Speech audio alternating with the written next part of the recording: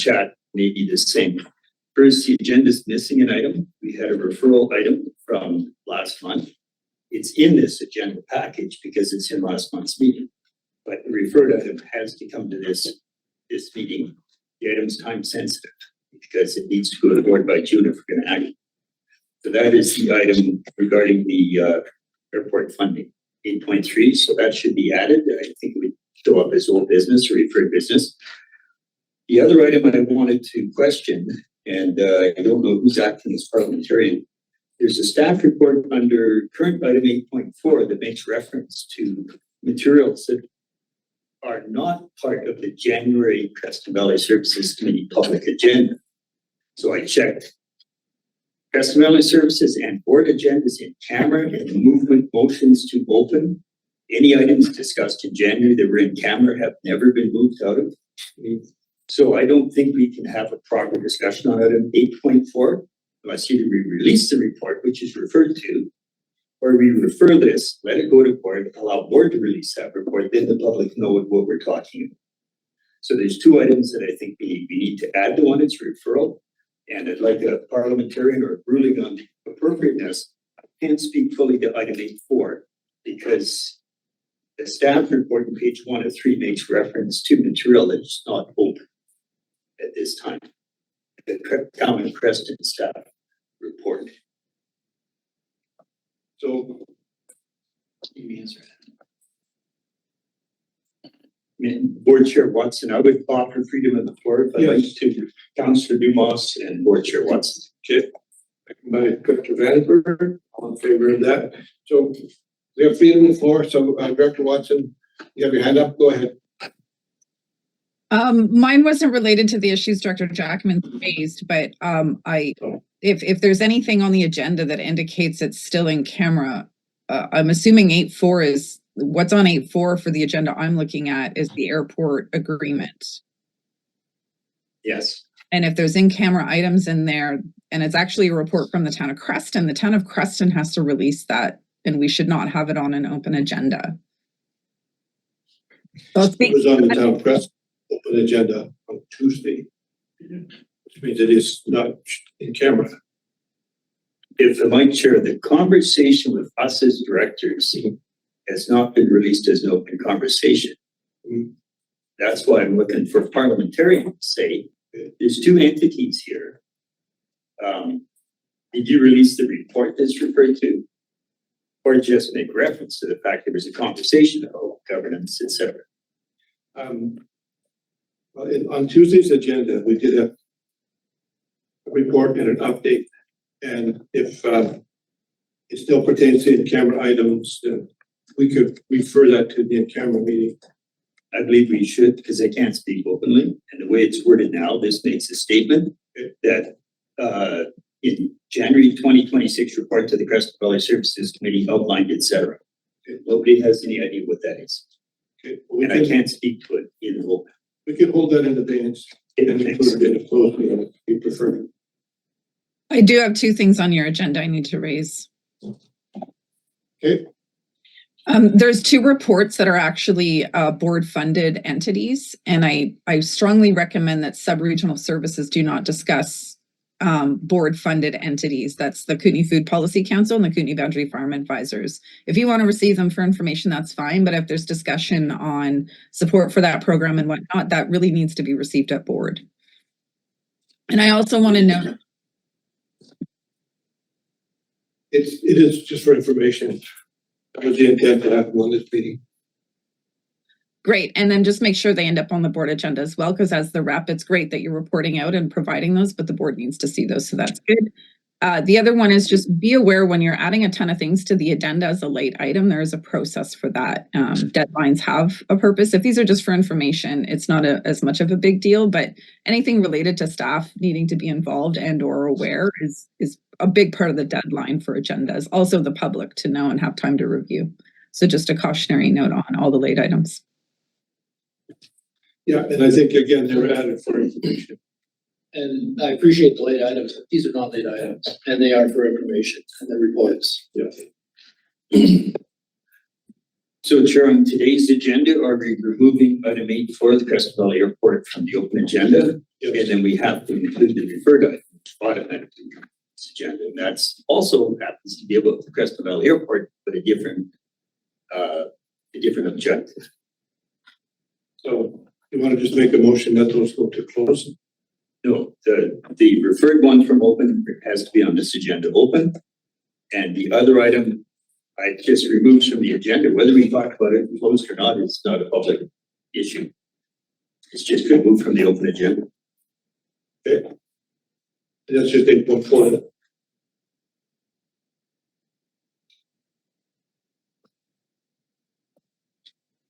Well, hearing all that, we have a motion to accept the agenda as amended. Director Jackman, second Director Tierney, all in favor? Motion carried. We will have sorted that out. And receive the minutes from the May 7th Creston Valley Services meeting. Everybody good with that?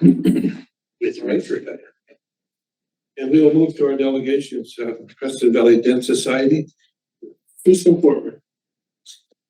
I think most of your presentation will be on this screen. Okay, just so you know, that the annual general meeting report was kind of for your information, and I may refer to a couple things in there, but mostly I'll just be speaking. That's okay. So good morning, I'm Karen Shannon, and I serve as treasurer of the Creston Valley Dance Society. Thank you for the opportunity to present to you today. Joining me this morning are Nancy Devano, our chairperson, Cindy Burdahl is our drop-in and outreach coordinator who can speak briefly about our clients and the direct support she provides.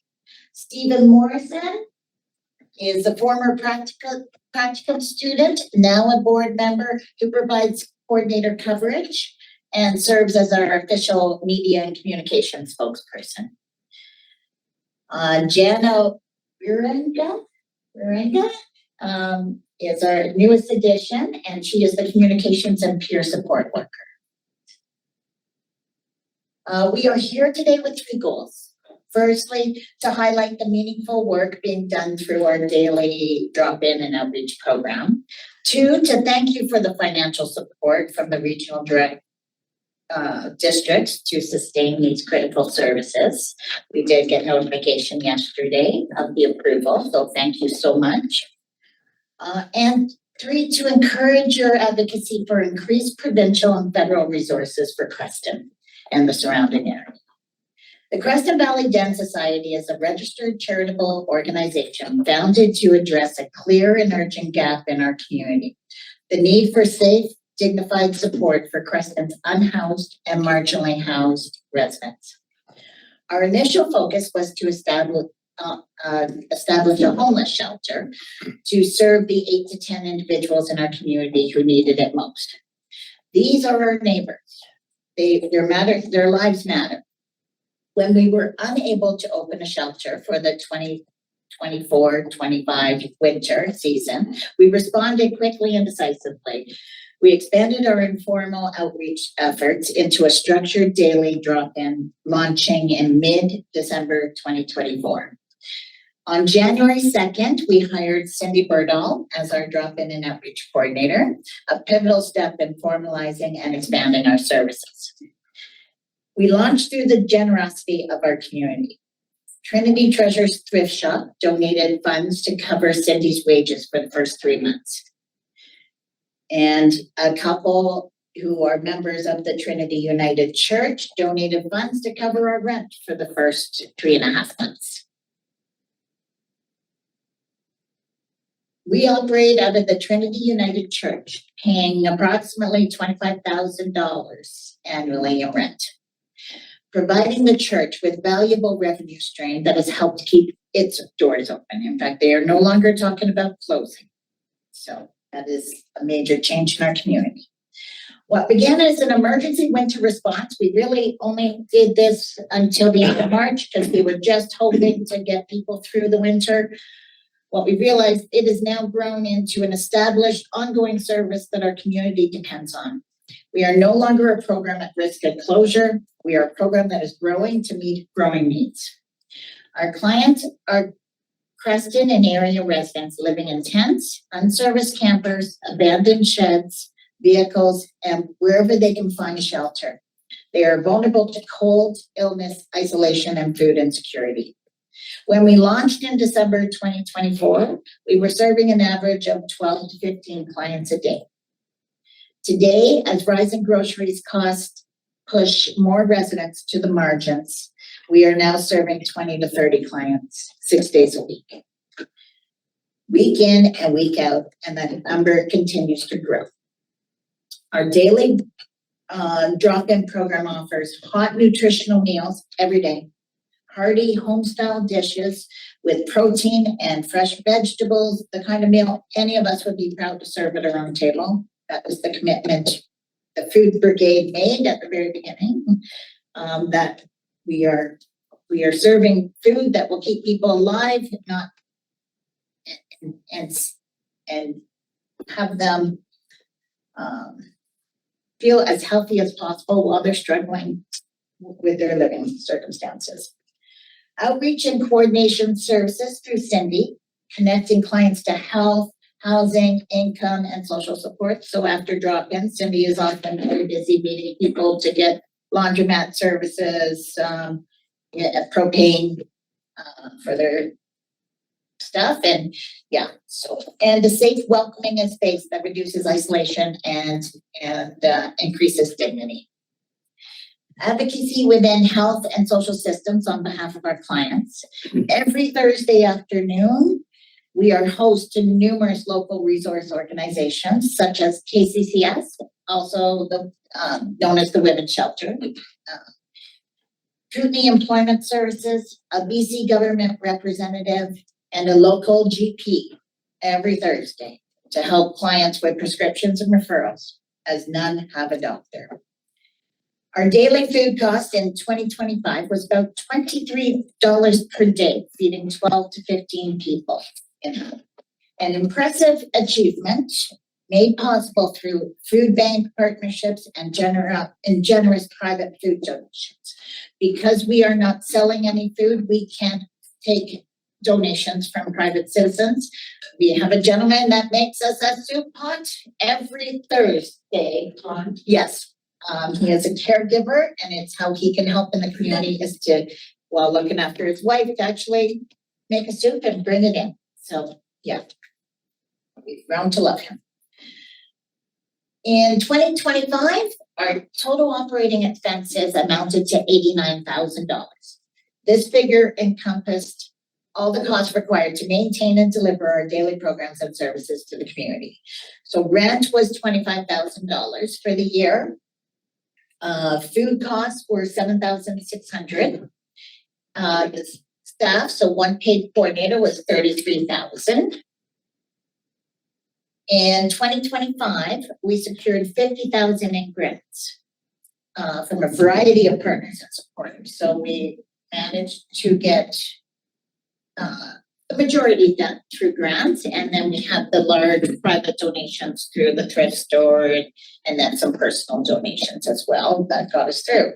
So the grants, we have the Community Action Initiative grant for $19,000. United Church of Canada Seeds of Hope grant, that is through their foundation. It was $20,000. And it's not one we can get again because it's to help programs that are just starting out. So the Seeds of Hope. And Creston and District Credit Union Community Grant, $2,500. Interior Health Cold Weather Necessity Grant, $5,000. Creston Valley Gleaner Society for a new freezer for us for $1,500. Town of Creston Discretionary Fund, $1,500. And District A Discretionary Fund, $500. And we just didn't get around to asking the rest because we got exhausted. This was at the end of the year. We were trying to make it through. The remainder was covered through private donations and fundraising efforts. So for 2026, our budget is $93,330, and that is to keep along just doing the same program, so not additional. That figure was set before the groceries went up so significantly this year. So we're already seeing an increase in expenses, so we expect it to be a little higher. On the other hand, we're also seeing more generosity from the community and the food bank actually stepping up even more to help us. So they're doing everything they can to help us keep the food down.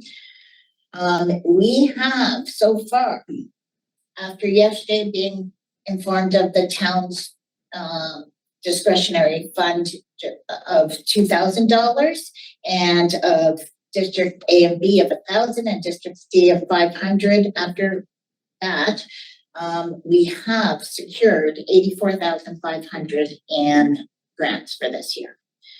So we have again the Community Action Initiative grant. It's 33,000 this year. Rural Network Development Reaching Home grant, 39,000. And Interior Health Cold Weather Necessities grant, 2,500. BC Housing Supplement to Interior Health Cold Weather grant because it had reduced by half. BC Housing stepped up and gave us $3,000. Interior Health Extreme Heat and Smoke grant, so that we've heard we're approved, we just don't have the finances yet, but that's 2,500, so that will be coming in the next week. So yes, we are doing well. We're not quite there, but pretty close. So we're feeling like, okay, we're sustained. We're just trying to find the sustainable. It would be nice to not be searching constantly, because of course, Nancy and I are doing this completely as volunteers at this point. I have a different job. So, yeah. So it is a lot. Homelessness and marginal housing are not exclusively urban challenges. The individuals we serve come from across the Creston Valley and surrounding rural areas, your communities.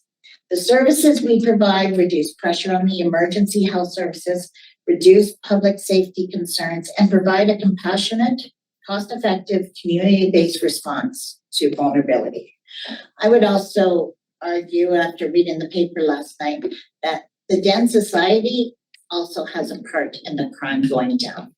Desperate people do desperate things, and our entire goal is to take the desperation out of our clients' lives. Get them the camping supplies that they need, get them the food, get them the water, make sure that, yeah, they can live as well as possible while they're struggling. So, while we weren't mentioned, I would like to say I think we're also part of that solution.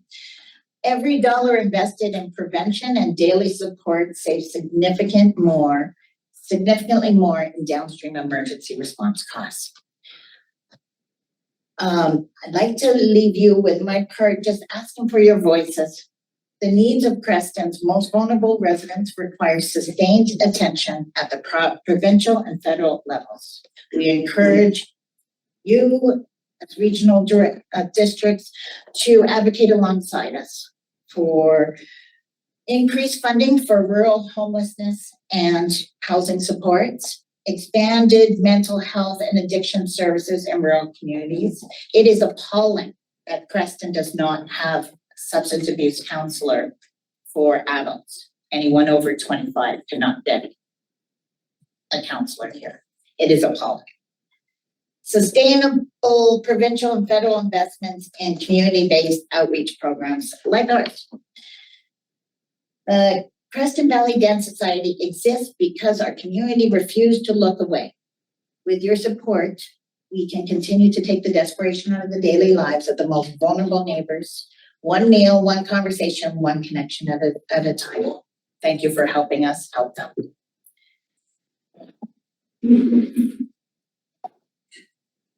Director Vandenberg, we'll have some questions for you now. Yes, and I will. Is there anything you wanted to? We'll. Yeah, no, this- Take up too much more time. I just want to tell you that. Yes, have a seat here while Okay. the questions. Have a few hard copies.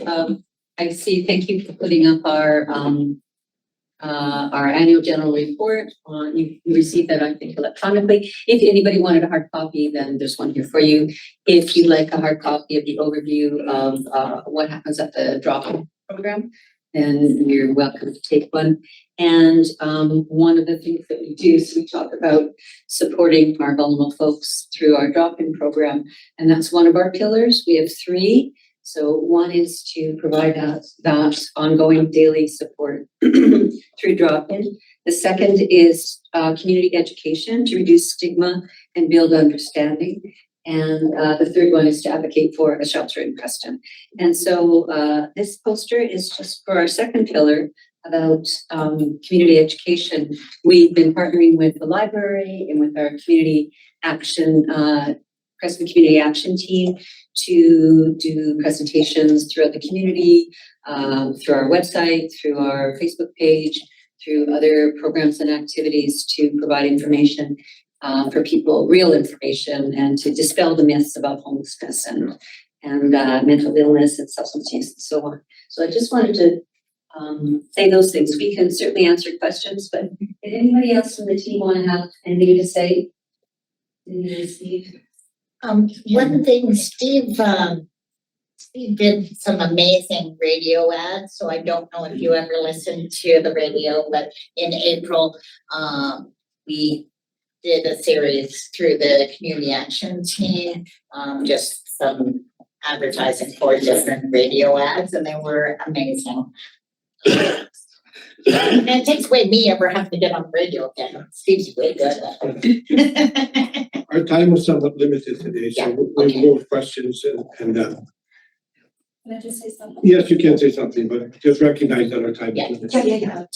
I'm Cindy. I'm the outreach coordinator for the Crescent Valley Dance Society. I just want to say from the time that I started, it's 1.5 years ago, January, and from where we are now, it's just been amazing. The people that have come into us who have needed help and have been in remote places have appreciated everything that we have done for them, and I've seen them grow. And I've also been seeing people who are doing better in their life, and they are working towards, getting clean and getting back into getting their children and getting a place and wanting to get into work and all that kind of stuff. So a lot of kudos for all the people that we have that come to the Crescent Valley Dance Society, the luncheon, and the people who help support them. And I think, yes, we should have a shelter there is a few out there still that do need extra help. And having a shelter is something that is going to get them to the next step. Just want to say that. And while we are seeing more clients that are marginally housed, I don't know that overall the amount that are actually on the street completely are have room. I would still guess that's somewhere between 8 and 12. Yeah, for sure. The larger amount are people that are struggling and can't afford to feed them or don't have the way of cooking. So they are living in a situation where cooking is not an option. So, yeah, exactly. Yeah. Dr. Vandenberg, go ahead. Yes, thank you. Thank you for the presentation. It would have been nice to have this ahead of the request because it does paint an accurate and colorful picture for sure. So the messaging to us today is advocacy. Yeah. And we certainly are voices that are prepared to do that sort of thing. I do note that your client list is doubled in a short period of time. You talk about sustainability. Those are kind of conflicting statements in that regard. But my question is, you have clients that are in Camden and rural. They're outside of Creston. Yes. I know. Outside of Creston, yes, there are. Yeah, Kitchener. Yes. Okay. And so how did they get access? Do you go to them or did they have to come to you? Both. Okay. Both. So we have them come in. Yes, maybe you should answer that because you have more. Yeah, I live in Kitchen myself. So what I do is after hours and stuff like that, whatever it is that they need, if they're unable to come into the town themselves or whatever, my job, my position is I bring out the food, some food for them. If they need propane for the winter, I also deliver that because again, we don't want them to be freezing out there, you know, and cold and stuff like that, especially on rainy days, rain and snow days or whatnot. And they do find ways to come into town as well. The encampment out there is amazingly clean, like unbelievably clean. Yes, and the community out there, because I live out in Kitchener, they have no problems with it. They do know who some of the people are and whatnot. So, but yeah, it's that's what I do. If they can't make it in, I go out there too. Thank you. Mr. Jackson. Yeah, thanks through the chair. Yeah, and if you went 90 kilometers straight north of here, you'd find another group of people who are seasonally unhoused because they can make arrangements in the winter when people aren't using their vacation property to house sit. And then this time of year, they move into tents and vans and into the bush with kids. It's a reality. The advocacy part, I mean, it's interesting pointing out client list doubles.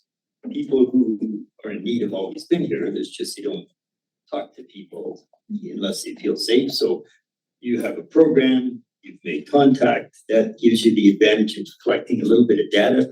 You feed that data, of course, to Valley Community Services.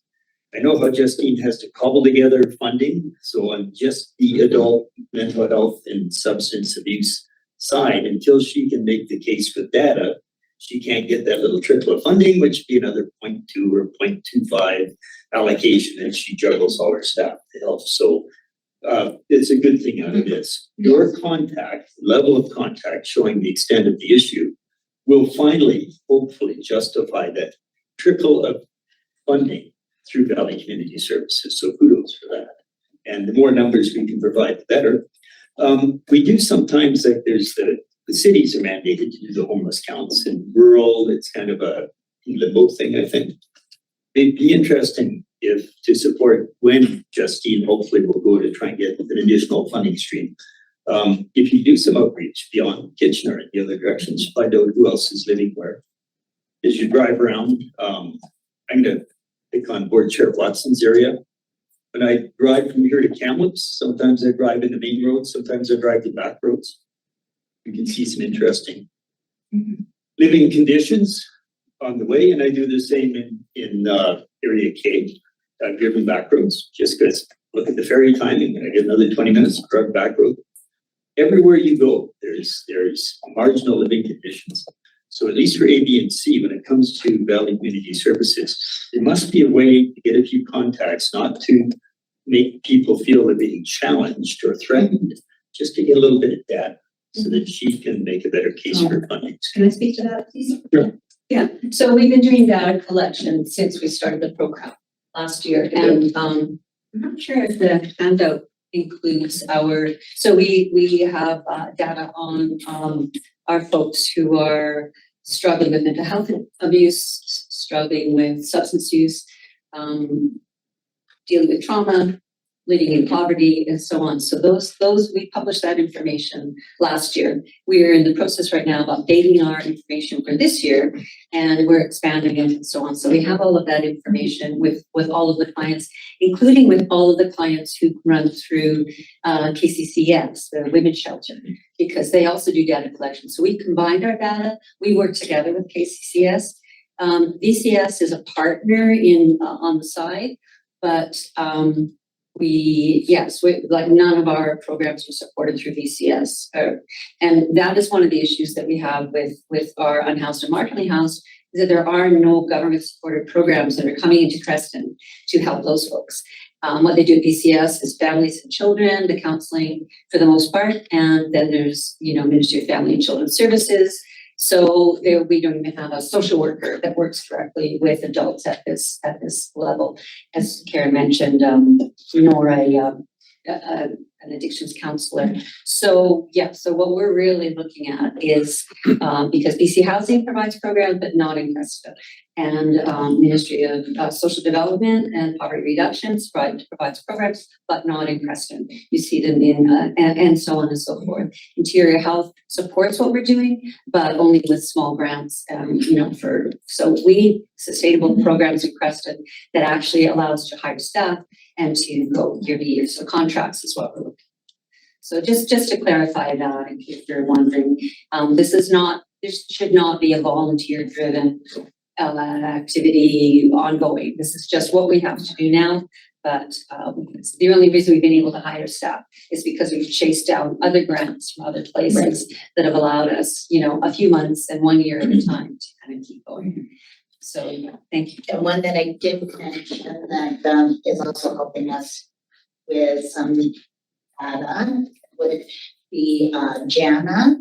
It's a recent hire. She has just been hired, very part-time, but through a grant for a stipend through the United Way. So we have got some monies and we are topping it up.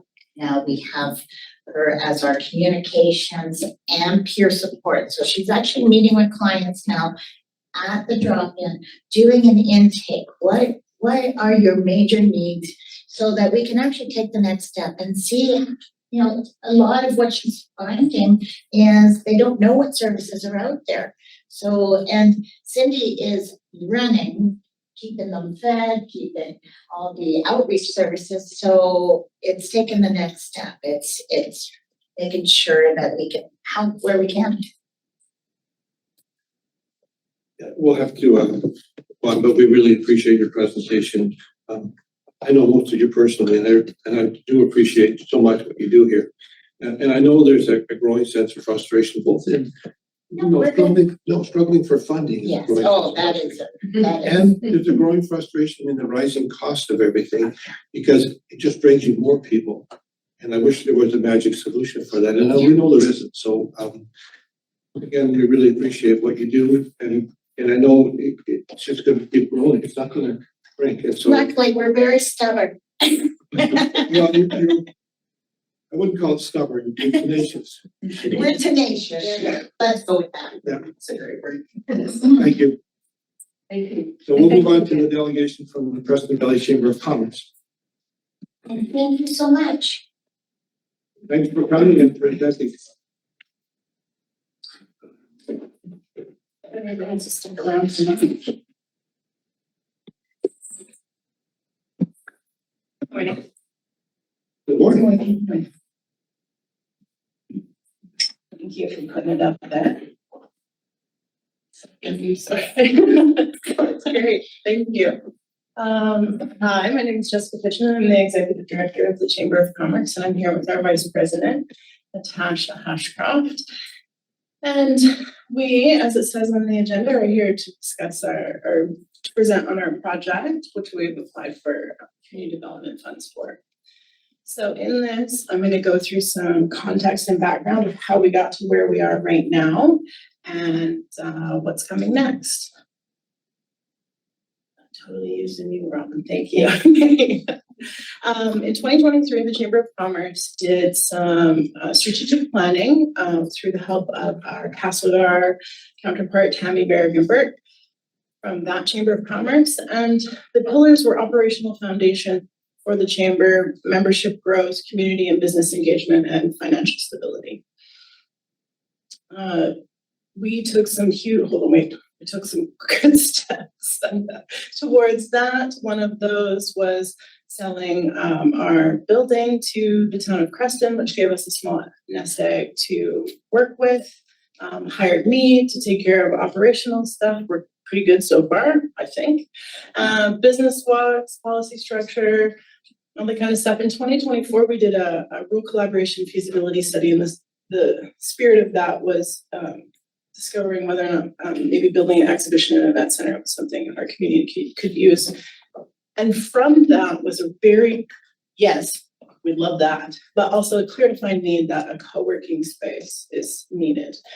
Some farther context is that idea of a co-working space has been an economic development project and initiative was identified over 10 years ago through a few other groups, which is kind of cool. Okay, next, ready. With our work with Impact Toolbox and funded through at TBC, we came up with the theory of a change, which is, I've provided it before, but it's a little snapshot here that talks about where we interviewed and met with over 90 not-for-profits within our community, and way more community members at the time to discover what we need. And like I said, this is where co-working space was really super duper defined. Next one, Robin, please. Thank you. Okay. So from that came building a social enterprise model where we just developed a business plan for the chamber to work on our financial sustainability, memberships, meeting rooms, et cetera, et cetera, et cetera. And keep going.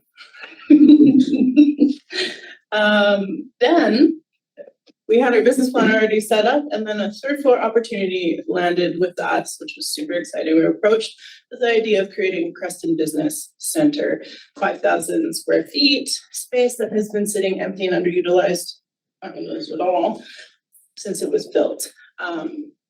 Right down in downtown, and it's a great spot in the heart of our town. So this sparked the creation of our flagship asset. Next, ta-da! Are you taking notes and scroll? Oh, you're amazing. Okay, Suite, 301 Suite co-working space. So we adapted our business plan that we had already talked about a couple slides ago to then match that Creston Business Center idea with the co-working space and the social enterprise that gives us the financial stability that supports all the organizations we talk to, as well as small businesses and the community. Let's keep going. Thank you. So over the last 6 months, I've been designing the space alongside the architects and the building owners and the developer to design a floor plan that maximizes the use of the space as well as keeps it very flexible so that it can be utilized in many different ways for us. It's not just office space and it's not just event space. It's a little bit of anything and everything that we need. This is a great photo to show the before of where we started. It was completely empty up there, and the architect did the bottom left one, showing some development of spaces inside. I did the middle one, which is the kitchen through IKEA. I'm feeling pretty good about my architectural skills there. Thank you. And this one is our floor plan. So in the bottom left-hand corner, you'll see the learning studio. This one is the front corner that has the nicest views and should see 25 to 30 people. The next one is a chamber office, and then there's 10 anchor tenant offices. These anchor tenant offices are yearly leases paid monthly. You'll also see on the top left a boardroom, 12 to 15 people that should sit, then a media room for content creation and podcasting, and 2 office for days. That's a drop-in multi-use office, half day, full day, whatever the needs. Beside that is the cafe bench style working space, then 10 flex desks, 4 of which will be dedicated. So someone could, that's my desk. I always use that one spot.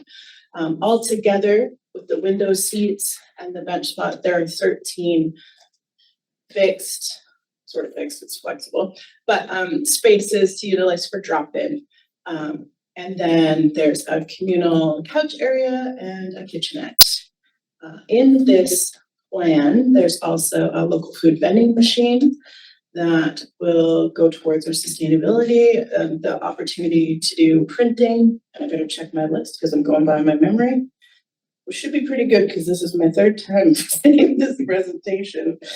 Oh, where the flex desks, the bench, and the common area is actually created to be flexible. We can put all the desks into the storage room, and we have a very large event space that we could utilize for any meetings and lunch and learns and all the businessy bits and community bits we might need. Oh yeah, thank you. That was right there.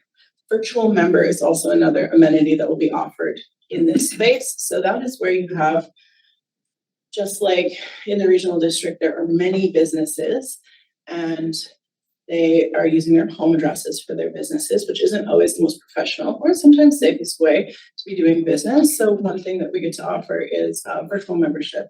We would collect their mail, we give them professional photos for their Google profile and their websites, and they have a place of business that exists for them that then they can utilize in a shorter term. A longer term, I guess. Any questions about the space before we keep going? While we're looking at the suite floor plan. No? Okay, keep going.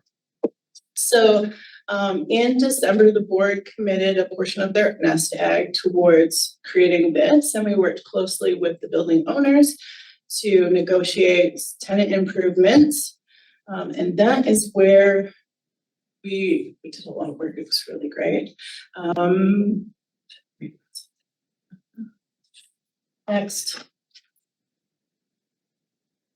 And then it's been like fast forward since then. I had taken one of the directors through and he's like, I can't believe you didn't talk about this for another year and it's already this far. And this actually doesn't really reflect where we are anymore since these photos were taken. We now have drywall, mud and tapes. They'll be painting and putting in flooring this week. It's on. Okay, next. I know a lot about 2-inch conduit and paint samples now, but I didn't before. That top front corner or the right-hand side of this picture is the learning studio I was telling you about and the chamber office so that we're at the front to be able to welcome people into the space. Next. Right now, working on operational setup of the space. Now that it's actually being built, we're implementing a software program to manage those that come in to help us with staffing capacity and a booking platform and preparing all of our structure, policies, and all of our launch communications and marketing that go into that. Let's keep going. And now we are working on the fundraising pieces, applying for grants, local business sponsorships, and we'll do a sponsorship art installation when you come off the elevators. It's a really nice spot to do an installation where we have like a tactile building block type of installation to thank those that have taken the leap to support us in this economic driver. And I think one thing that I didn't get to say on here before I submitted my presentation is that when I built a conservative budget for this place, it was based on the first 6 months being at 50% occupancy, and we're already over that with our pre-sales, and that feels really good and encouraging. And then the last slide is, we're gonna open July 2nd. That's only 5 weeks away. And that's where we're at. And I would love to take all the questions you might have about the project. Director Vandenberg. Hey, impressive attributes for sure. So just some basic kind of like financial type questions. Is the ownership, is this a division of the chamber? Do the financials reflect both the chamber and 301? Or So are they going to be separate? The financials that I've submitted to you in the budget that you have is for this specific piece in itself to show that how it will look after itself. You can also see in those financials that I've put in a very robust repayment plan back to the chamber for the additional seed funding that's gone in there. So, but I'm wondering, is this a division? So going forward, is it a separate standing alone entity? It is not. It is a chamber initiative, though I am building it so that it could be broken in the future. In terms of timeline, we've got a 5-year lease. So we're not going anywhere for a while. Director Yap. Yeah, so I wanted to talk a little more about the request for funding, development funding, and it's always little things that cause us, angst, don't want to use the word. So I have our balances. We get Angela Fund sends us our balances. I don't know if you've seen them. Area A right now, community development holding 28,600. our allocation for 2026 isn't here yet. By the time we get it, it may be too late to act on that because it's an election year. It's a little unknown. And then I have the numbers in front of me. Area B has a little less than that. Area C is an anomaly, but that's nothing to do with the current director. That's a whole other story. You also have discretionary grant balances, and Area A right now is 28,600. By the time we get our allocation in August, so sorry, to the wrong one. Discretionary balance is 26,900. Discretionary is property taxes. Province will take the money from us. You put it in their pocket, give it to us later. We won't be able to access any more money. It will essentially stay there for whoever's next director next year, and that amount is pretty simple. Community development money, that's payments in lieu of taxes. It's variable depending on how that's it's a little different system. So right now I have a request been sitting on for $10,000. I don't know what you've asked areas B and C. That's the first question, so I can understand. The other thing is there are a few community initiatives, one of them in particular that is so close to its 2.1 whatever $1 million total for a major community project, and they have to leverage that with non-federal money. So I have to decide in a very short while. Want to leave money for whoever's around, whether a person like me gets elected or not, it's totally unknown. I want to leave money for the next person. I want to support the time-sensitive projects in Area A. I want to understand how sensitive is this funding this time to this project, because it matters. Because we only have another month or so to move money. Mhm. And so what if you ask for areas B and C instead of Area A? And how critical is that time measure right now? So in the application, I did list that. I've asked for 10 from both of them. Is as well it as 10 20 from all? 20 Sorry, I from the missed that. I missed that. That's okay. 10 from the town. And I really appreciate that explanation, how that works for you and where it's at. What I found extremely interesting, and I was actually quite surprised when I did my market research about those that are going to utilize the space, was the amount of trades businesses that are sitting in their cars in town using free Wi-Fi to do all of their work. Low cost 10 grand, you can come hang out in the co-working space. If I might, Chair, I've done exactly that. In my construction consulting, I have different sites to go to. I'd sit outside the chamber building and check my personal messages on my computer to see who's ready. And I would drive to Kitchener, I'd drive to West Creston, or wherever I had to go. I do understand it's nice to see a prorated approach, but it is the home base or out of your back seat of your car or your back of your vehicle business that also needs this kind of space to meet clients. So we just need to get a sense. So time criticality. If we didn't move money until after the election, as you're opening, how critical is that? So we've staggered our fixturing purchases to get ready for exactly this question.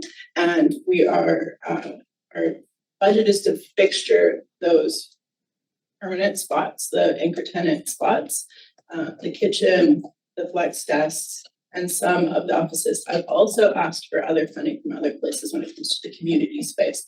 So I've really broken it out and find what's exactly tailored to that space. We do need the support to push it over the line in the next 5 weeks. And it's immediate, which feels really nice.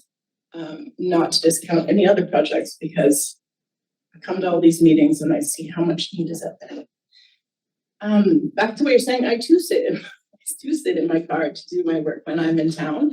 And we are very lucky to have places like the library, like the rec center here, visitor center. It's not always appropriate when it comes to doing business and driving economy in this community, as you know.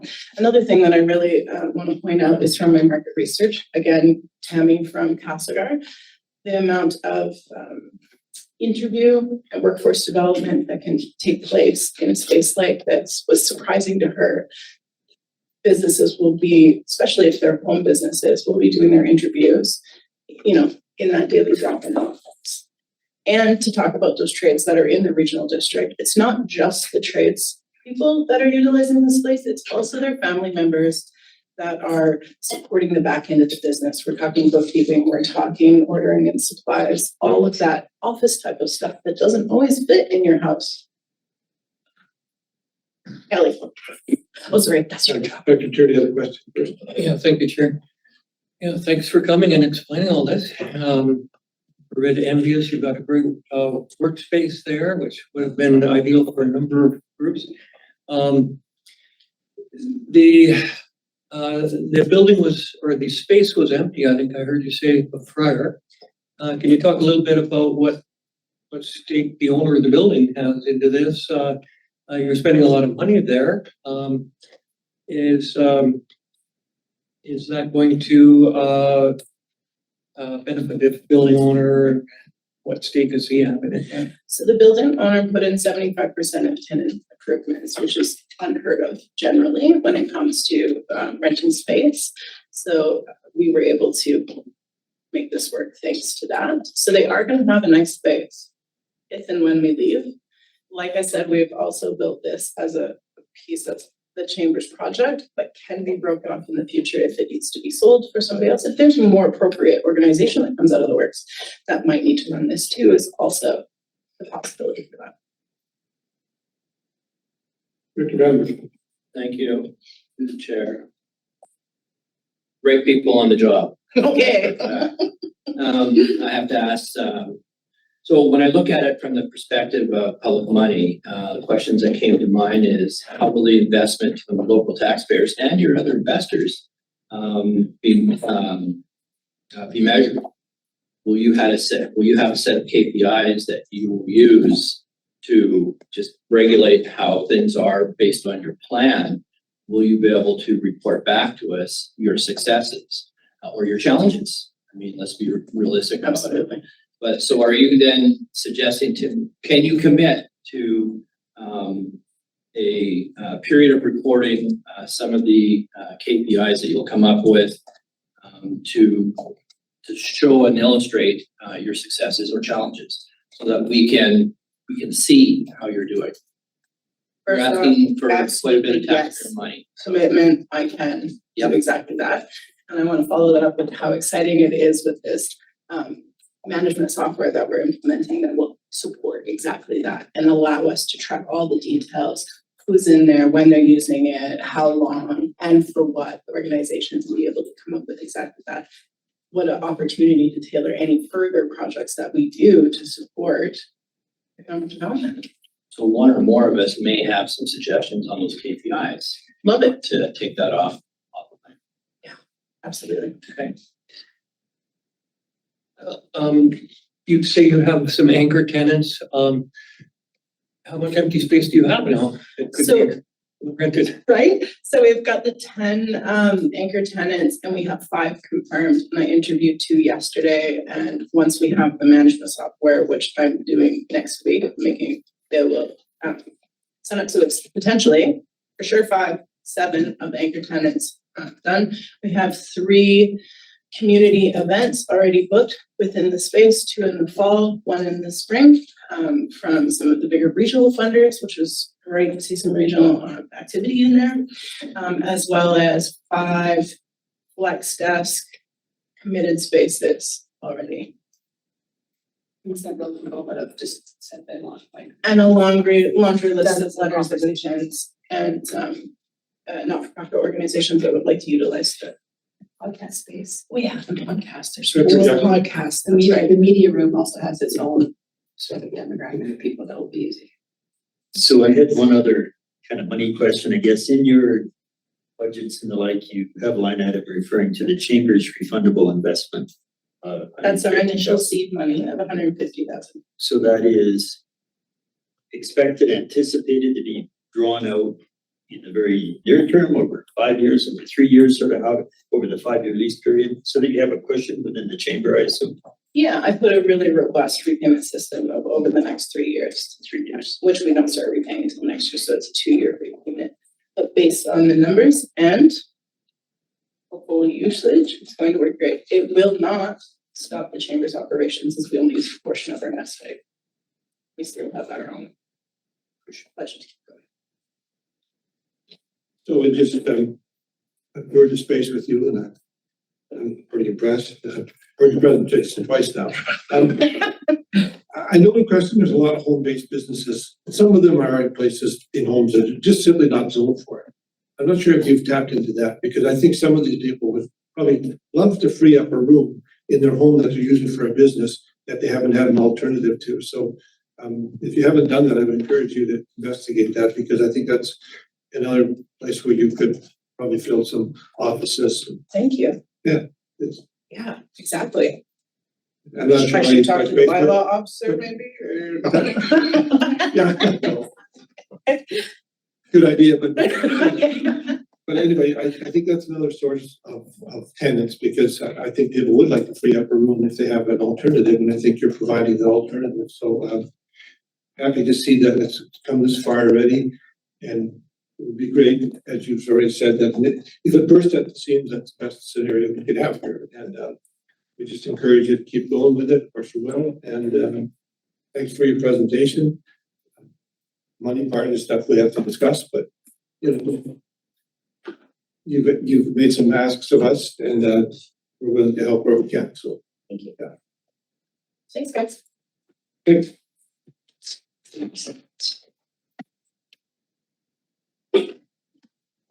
That's correct. Oh, yeah, you totally can't read it. Okay, I won't blame you for not knowing. It's not yours.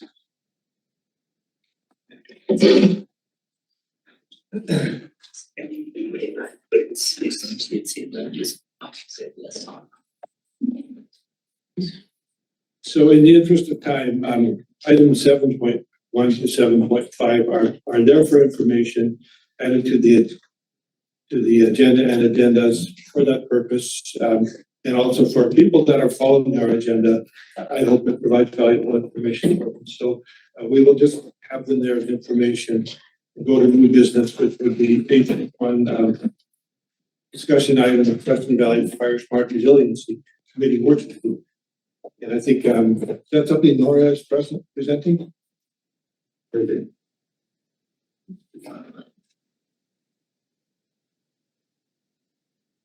Through the chair, was that question for me? Yes, we're ready for your contribution here. The Creston Valley Fire Smart Resiliency Committee working group. Yeah, so I guess as per the report, we have had the Creston Valley Fire Smart Resiliency Committee active for a number of years. It is funded in part by the RDCK through a UBCM CRI Fire Smart grant. In the last year, the Suku Katsun committee or group was struck. That was a Yakanuki-led initiative and was brought under the umbrella of the Creston Valley Fire Smart Committee. Suku Katsun is there to support prescribed and cultural fire within the Creston Valley and the larger Kootenay Lake area. And the RDCK is supporting that through IER funding for the coordination of that committee. The committee is closely tied to BC Wildfire. BC Wildfire is also a member at the table of the Creston Valley Fire Smart Resiliency Committee, as well as with the work that Suku Katsun is doing. So they're working with Yakanuki and experts in prescribed fire to develop that work.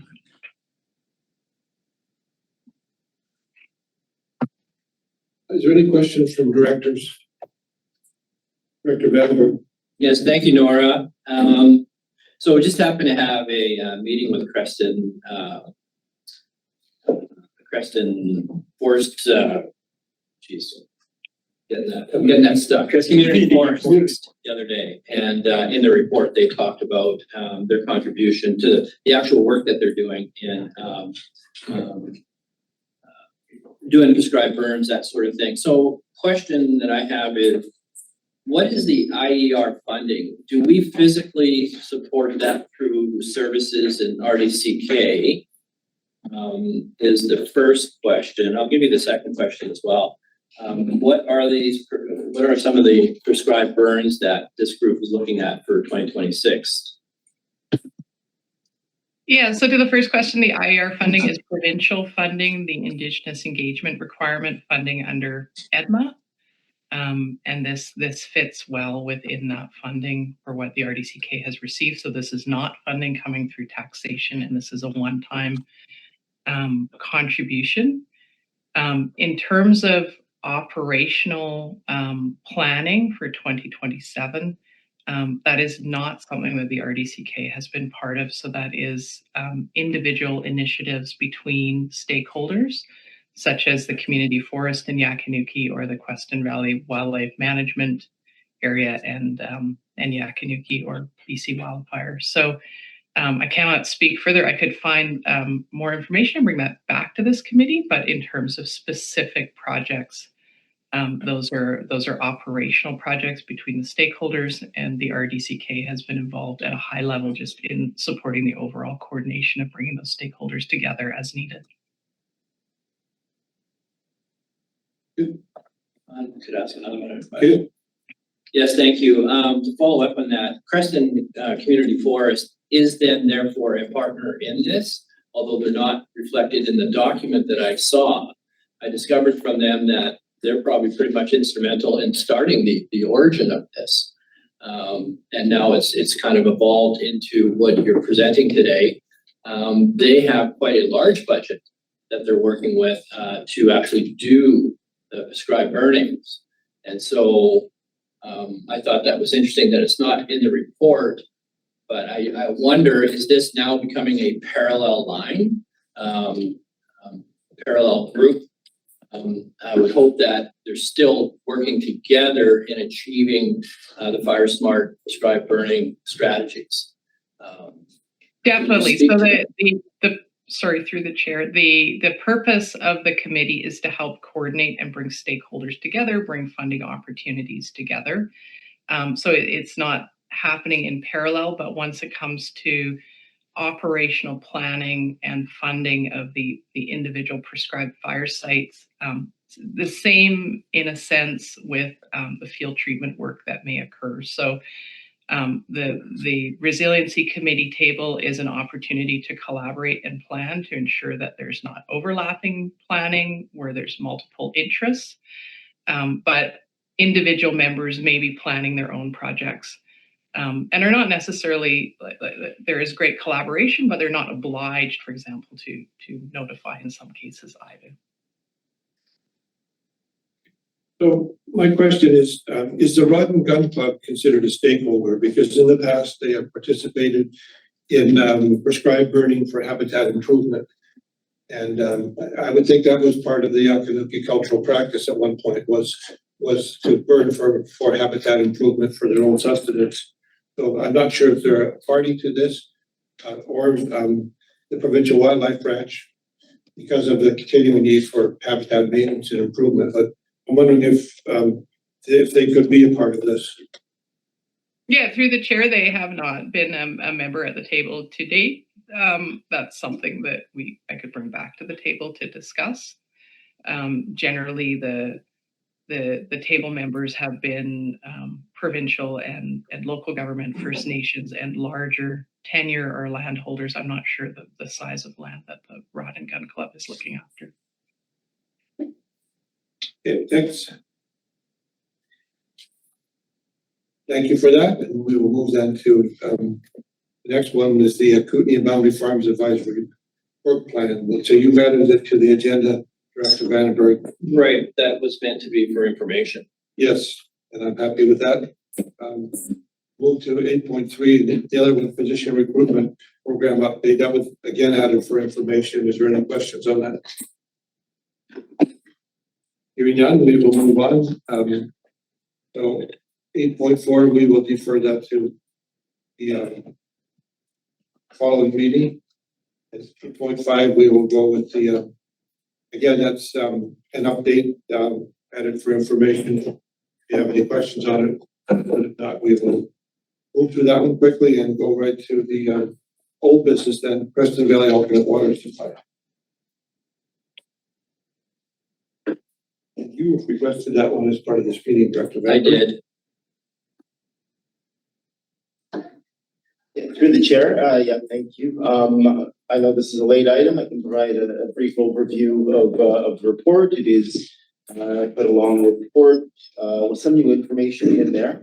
The report's intended to provide a summary of work completed to date, provide some additional information to the committee, both on the importance of agriculture in the valley, as well as some information related to the impacts of the Arrow Creek water treatment plant and the sensitivity of the Arrow Creek water system and watershed, and some more information about those competing demands.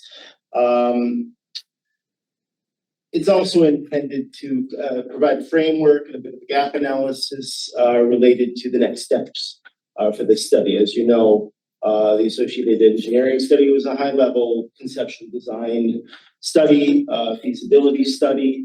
It also looked to engage stakeholders and producers. Those stakeholders included the Yakanuki. It was important to get that line of communication and an understanding on what their needs and requirements were, and some of their concerns about the current use of water in the valley, as well as any future plans for agriculture, irrigation, water supply. So through that process, we were able to gain some buy-in and support, as well as information on location and routing of planned infrastructure, as well as some avoidance of culturally sensitive areas and related issues. Really, I mean, the basis of the study determined that it is a feasible concept using the Kootenay River as a source, has the support of the Yakanuki. From a technical perspective, it's a reliable source. Many of the surface water sources within the valley are fully recorded by the province, meaning that no further water allocations are available. Groundwater resources in the valley, there's still lots of outstanding questions and concerns regarding surface water groundwater interactions between those groundwater sources and the Gulf River. So a significant component of that associated engineering study looked at projecting future agricultural water demand under different climate and land use scenarios, using established models. Modeling generally showed increasing irrigation demand and water demand over time, particularly in areas like Erickson, where there's already a concentration of high valued crops and water intensive crops. Yeah, the water here. The infrastructure concept and sizing are built around those projected demands. I know there's been questions about, is there an ability to, downsize or reassess the projected demands and the infrastructure sizing requirements that come out of that? Definitely there is. This study was very high level. It looked at, what is the peak demand of water users in the valley, and how does that feed back into a design concept? So, for instance, the North Pump Station, which would feed Erickson, Border Creek, North Canyon, South Canyon, was designed based on not just Erickson demand, but the demand of the full area. So, of course, we're going to end up with large infrastructure. Again, there's opportunities to parse this out and look at different scenarios. So as such, staff are recommending a bit of a cautious approach moving forward. Leveraging the information that we've got from the associated engineering report, but also looking at the other side of things from an agriculture and economics perspective. The cost of doing nothing, I think, is high in this case, but we also have to get a better understanding of what producers want and what the impacts are of providing a more reliable supply of water to the valley and how that might impact growers and producers. The report also ties in with ongoing RBCK initiatives. The ongoing Erickson Universal Metering Plan, which is going to provide staff and producers and residential owners very valuable information on water use. Things like identifying leakage, being able to identify demands for our different customer classes, putting data in the hands of farmers and producers so that they have a better idea and handle on their water usage, and of course that low-hanging fruit of flagging leaks, major leaks early on, which has been our experience when we've rolled out water metering and other systems like Belford. Also, again, tied this work, the ongoing work, into that Gold River watershed sustainability work that is ongoing. There's clearly a nexus there. Our work is looking at kind of a more adaptation and response to climate change and drought. The Gold River watershed group takes a holistic approach to that and opens that line of communication, gets better understanding of the needs of the different stakeholders, including the province.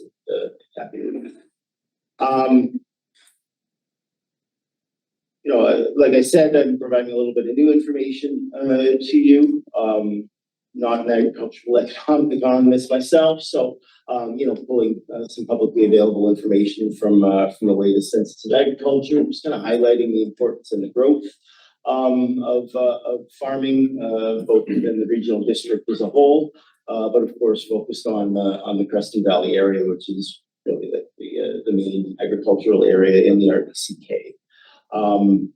Mentioned as well that looked at some available hydrologic data from Arrow Creek, really looking at how our water withdrawals from Arrow treatment plant impact that creek.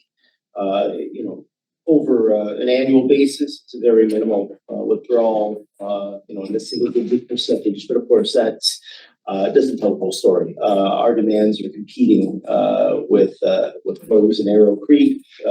We require the most water when Arrow Creek has the least water, and you'll see from that report that can bump up to about 43% of withdrawal of the creek. Yeah. We don't have environmental flow needs set for Arrow Creek. It's rare. There's only a few creeks in the province, to my knowledge, that actually have an environmental flow needs assessment. But we do have an understanding that taking a large amount of water out of drought in the low flow and drought impacted system obviously has impacts, and those impacts are not entirely clear as we move forward. And the climate change as we have more drought groups. So kind of a key point in the report is focusing on what items are required to be completed to provide the board with more information to better make decisions and understand how and if this project should be advanced and how that should roll out. So what I put in there is recommendation to direct staff to develop a scope of work, a detailed scope of work for we'll call it a bit of a grant-ready application package for funding opportunities that may provide a good match to the work that we're doing. This work is beyond the scope of what staff can do in-house. We can certainly do quite a bit. I think we can do a good job of scoping a study and being very ready and competitive for future funding opportunities.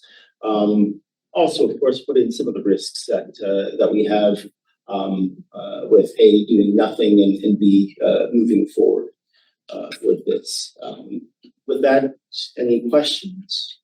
Dr. Vandenberg? Thank you for coming and visiting with us today. So, Yes, this is, first of all, I'm going to take pleasure in reading the report. I have not had a chance to go through it, and I'm not quite sure how it relates to our water sustainability planning opportunities, how it's going to make the connection, because I think it does. So I will look forward to that. I see some interesting phrases in here, business case analysis. I've heard economic analysis. I think that those are wise to start discussing those type of things. It may be premature to develop a scope of work that focuses on grant funding until we understand this is really a management of an entire area, not just including Arrow and Goat and Duck and Kootenai River. It's all that packaged into one. There's a number of factors that are important in this because it's the future of how this valley is going to sustain itself. And it's not all about just changing climate. That's just one piece of it. But I see that it's repeated a number of times. So there's an opportunity to massage what this is going to do, and the work that we're doing in the working group with water sustainability. I will always have this in mind as well because it's an integral portion, a piece to it. Yeah, I'll leave it at that. I guess one of the reasons why I wanted this brought forward is that I didn't want it to be kind of put over to an area with the stamp that we need funding. It's not that. It is a piece of information that is entirely necessary to understand where our water challenges are for the valley for the future and what this valley is going to look like in the future because of that. Water is a huge, huge thing. So I'll leave it at that. Director Kearney. Yeah, thank you, Chair. Yeah, this is, a scary figure. It's a huge project. But really, it's not that reflective of what it could cost.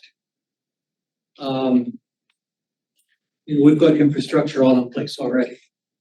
This is a figure that's talking about building everything new. And we've got water systems, water services in place, North Canyon, South Canyon, Erickson, that is building reserve funds now for a place to upgrade, to modernize distribution lines, etc. So I don't think that really reflects what work needs to take place to utilize the Kootenai River to add to the water source we have for the valley. It's and North Canyon's pumping away there. They've got great source, great reservoir, great treatment plant. They're not. They still have an old distribution line, but they're building reserves to do that themselves. So it's interesting that this is the way we're approaching it. And I guess I just want to say that, I think we're already modernizing what we have in place. And yes, we would like to have a designated irrigation system for the farms. It's going to be expensive. Yeah, so it doesn't really scare me where we're going with this. Just more realistic numbers might help get started and look for funding. Yeah, thanks through the chair.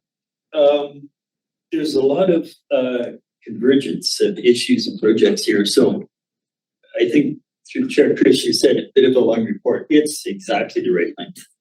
There's detail on there a little beyond what the consultant gave us before, which is what we need. One picture says more than 1,000 words, especially for people who hate looking at variable graphs and this and that statistical stuff. I showed it to you. I turned my camera off for a minute so I don't give people a headache when I spin my computer. That's this picture, arrow that flows. And I think his job one Paris Marshall Smith is in the room, which is great.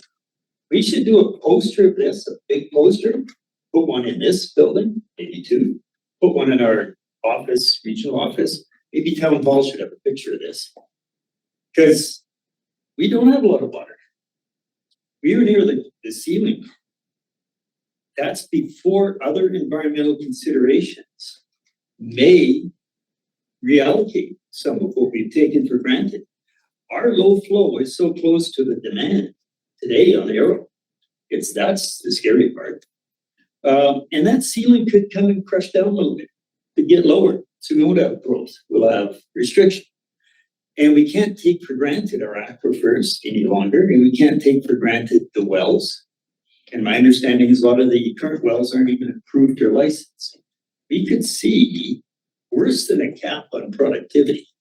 We could see the ceiling come down to the point where we go backwards. So seriously, job one, that should be a big poster, nothing else, just the peak Arrow flows and the flat line almost to low flow and what we're pulling out of it today. And everybody who talks about water won't say, well, there's lots of water. It rains so much I can barely plant my garden until whatever. There's not a lot of water purposes that we're expecting we're going to have it. So I appreciate the additional information and sort of that agricultural demand for acre and stuff like that. We're still lacking what we talked about. When did we hold AKBLG here in Creston? 9 years ago, 10 years ago, West Graham was on council. I worked on the preparation for that. We invited an interesting dude, Kent, from Polytechnic down in Fontland there, Fontland Polytechnic. He's retired, that's how long it's been. He was going to do a freebie, and that's what we need as part of this next step. Not to frame something for waiting for grants and a consultant. Go back to them. I think Paris had made some outreach already. We need to know, what can you do with more water given the land base we have? None of the farmers really maybe have the time to start researching. Some of them tore out this crop, that crop, replanted this. Now we see shifting landscapes. But to understand, given the acres of land, the true economic value, the return on whatever investment the public sector may make, is not understood. I think that's part of our purpose. It's one thing to throw the $100, $200 million. Wow, that's too much. Let's just walk away. But if you show what do we make per year, that's the 30, whatever, $40 million agricultural investment and economic activity, and then what if that doubled? And if it doubled every year, all of a sudden $100 million isn't that much. So I would like to see us right in sort of the internal and then the external, and then on the external, what can we get for free just for asking? Because institutions said this is what they do. Even cattle. This came up last night, and it came up to me in Trail a few months ago with the director for the rural area from Grand Forks, beyond Grand Forks, all the way up to Big Lake. They're not finishing their cattle. They can't get enough feed. The price of feed is so high that the people who grow feed through that part of Kootenay boundary are selling into the Okanagan for people who have more money. So the people in Sharon Gibbs's area can't finish their cattle, so they're all going to Alberta to be finished. And I get a sense from last night's conversation that happens here too. What if we could grow double the feed or triple? I mean, the flats have a wonderful advantage of bottom moisture, but we got all this other land. Just that alone, just feed for animals. What difference would that make? And then beyond that, one other crop. So I really like this. I'd like to see and I ranted, of course, because this has come up with Chair Newell and Water Services Committee. When do we put this to the Water Services Committee is for information? What can we do internally? Because you are doing lots to conserve water, find the leaks, plan for the future upgrades. What do we need a consultant for that we're going to have to hire? And what freebies can we get now for early input data? Before, we're going to the farmers all the time under this water governance, but I'd rather staff be able to look back to them with a little more real hard economic potential. Where's the money at? That's what the RCMP do when they want to find the path to the truth. Where's the money? Follow the money. So good report. If this is enough to go on this recommendation, that's fine. On the understanding that there's the agricultural economic benefits to me is the next most important step to show that tens of millions of additional revenue per year to get people to even pay attention to this. Because if you don't show them a benefit, you just show them a cost, won't have any traction. So I see a recommendation before us, and I can't help but ask them first. We have a water sustainability study, which is significant for our valley.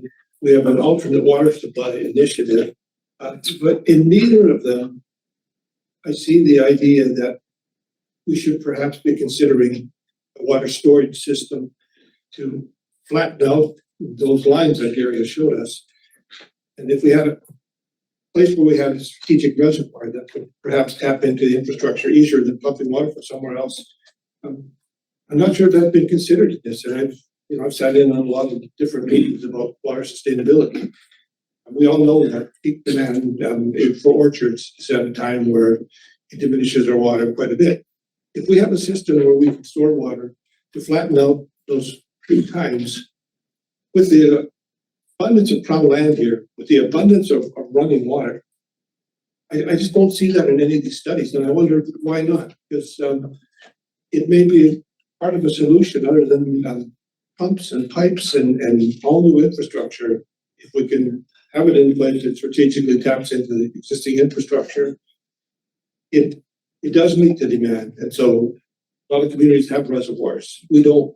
And I think that should be part of the consideration here. I'm not an engineer or hydrologist, but we know when we need water the most, and we know when water is at its lowest levels in streams, and there's a way to actually store up water for that. So I don't know if we can throw that into this recommendation, but I do want that to be considered, because I think that it hasn't been looked at enough. Maybe will be if we decide that will help supplement this. So I just wanted to say that, but the recommendation that for us here, I guess the next question is, are we in support of that? I guess. On storage, we had an interesting speaker, and I can't remember who the heck it was, about wetland and slowing down the natural runoff cycle and infiltration, capturing more in the aquifers. Because water takes a couple of paths. If the ground's frozen, it gets really hot, really warm in February, and Uli's got his hand up as well, versus mechanisms to help with wetlands and slow down that surface runoff, let it percolate and recharge. Trouble is, to me, the sense I got, we're talking a month or weeks. Our problem becomes, it's not a problem in July, it's a problem in September, October. And if you're looking at fruit crop productivity, if you can't water in the early dormant stage, late fall, you reduce your productivity the next year. This is the economic thing that ties with the storage. Slowing the runoff down may help for the crop of the year, unless it's a hard reservoir instead of a soft wetland storage. It's not going to help in the fall. But I agree, the storage question, and that's probably have to hire somebody to do that.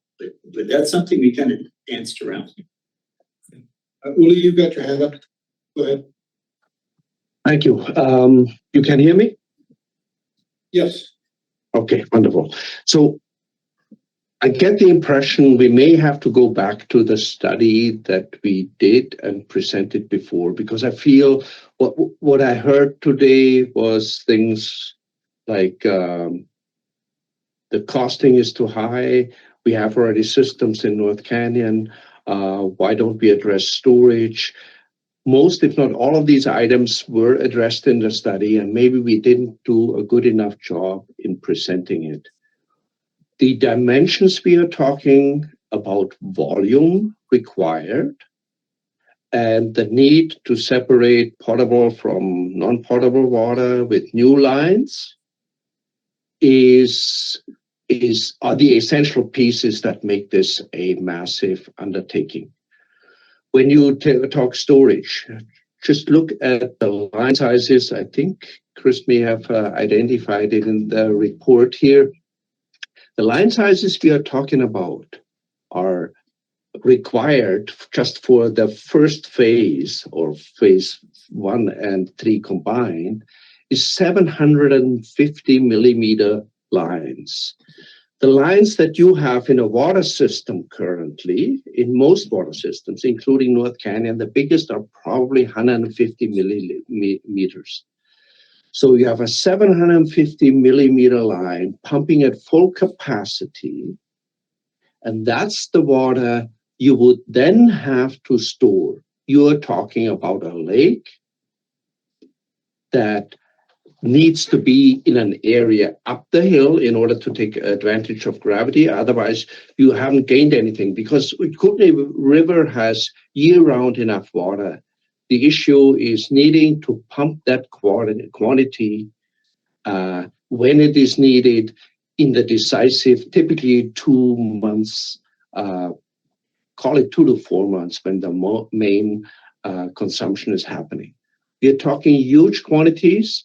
You're talking water untreated, so not as potable water, that needs to be clearly separated from the potable water systems that are existing. You can't reuse old lines, if that's the thought, because of pressure issues, pipe deterioration, pipe size, all of these things. You have regulatory requirements. These pipes need to be separated using current existing legislation horizontally 3 meters from where existing potable water lines are. Meaning, if you take an example like Erickson Road, you're in the middle of Erickson Road, you're taking the whole pavement out and replacing the pavement in order to put that line in. So maybe we haven't done a good enough job in explaining the first feasibility studies that we did, which are relatively high level. Certainly there is a 40% contingency built in because we know so little. But maybe we need to first eliminate some misunderstandings why the system is as big as it is designed and what the actual cost is. Number two, and Director Jackman pointed it out, the essential piece is doing the business case analysis, and Chris's recommendation has that right up top in the list of items that we would have to study. $100 million, or that's just phase one, sounds like a excessive amount and something we never get a payback. But when we look at the business size of agriculture, including growth in the valley, all of a sudden it may be there.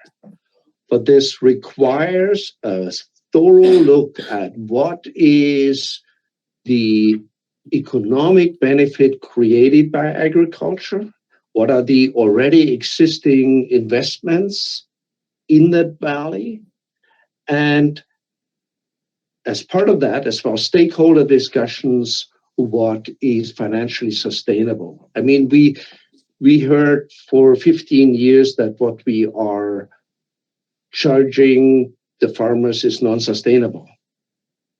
I believe when you took a bit more differentiated picture, that these statements will be qualified quite differently. And we will see this as well when we start metering, have better data, can refine our numbers, can define line sizes, can define what can Arrow Creek do without a system like that. There's a lot of work that needs to be done.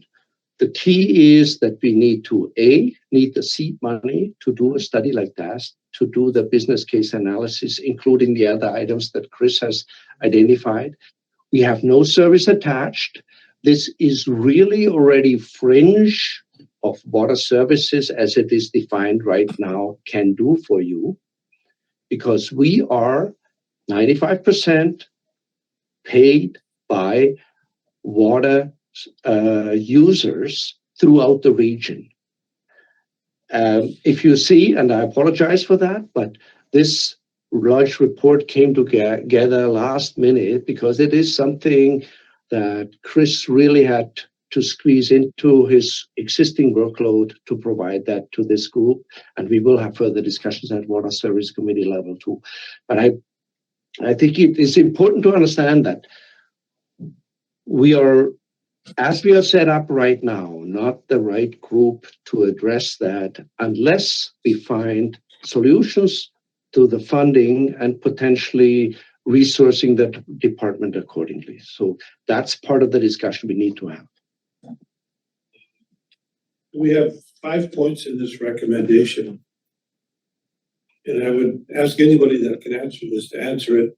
Are those 5 points enough to give us what we need? Because you just mentioned something that,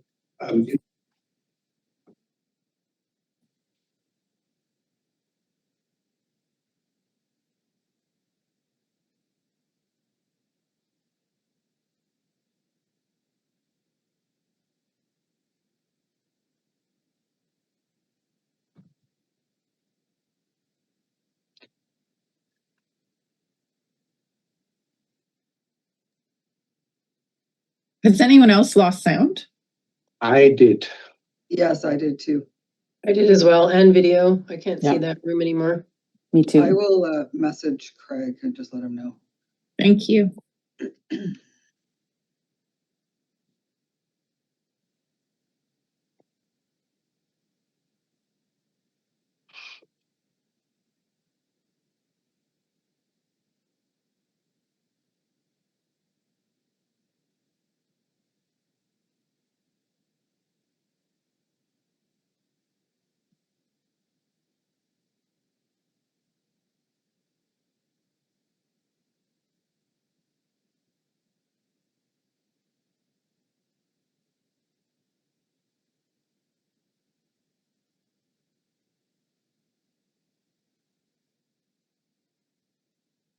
Yeah, it looks like Craig's aware.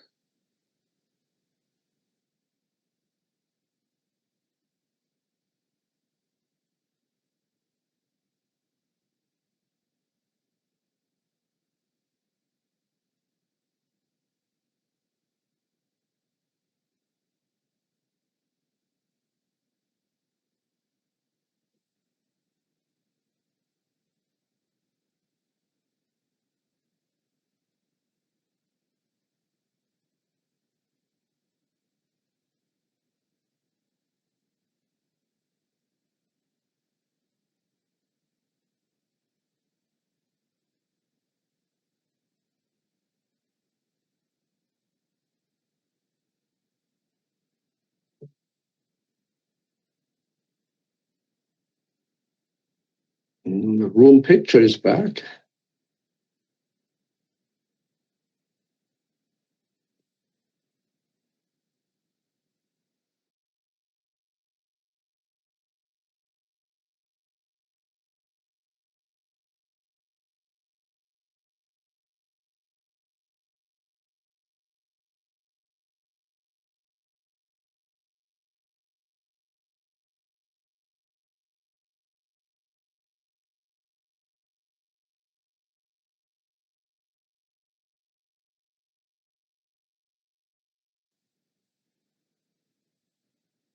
Julie, I don't know if you saw it in the chat, but it looks like they're doing a 5-minute recess, and I don't know if that's due to technical issues or because I can see Kelly and Arnold aren't in the room right now. I think they just don't want to talk to us. Yeah. No, Yeah, Uli, no, I saw it. Thanks. Yeah. Okay. They do hear you, Uli. No harm done. Haven't said anything wrong yet.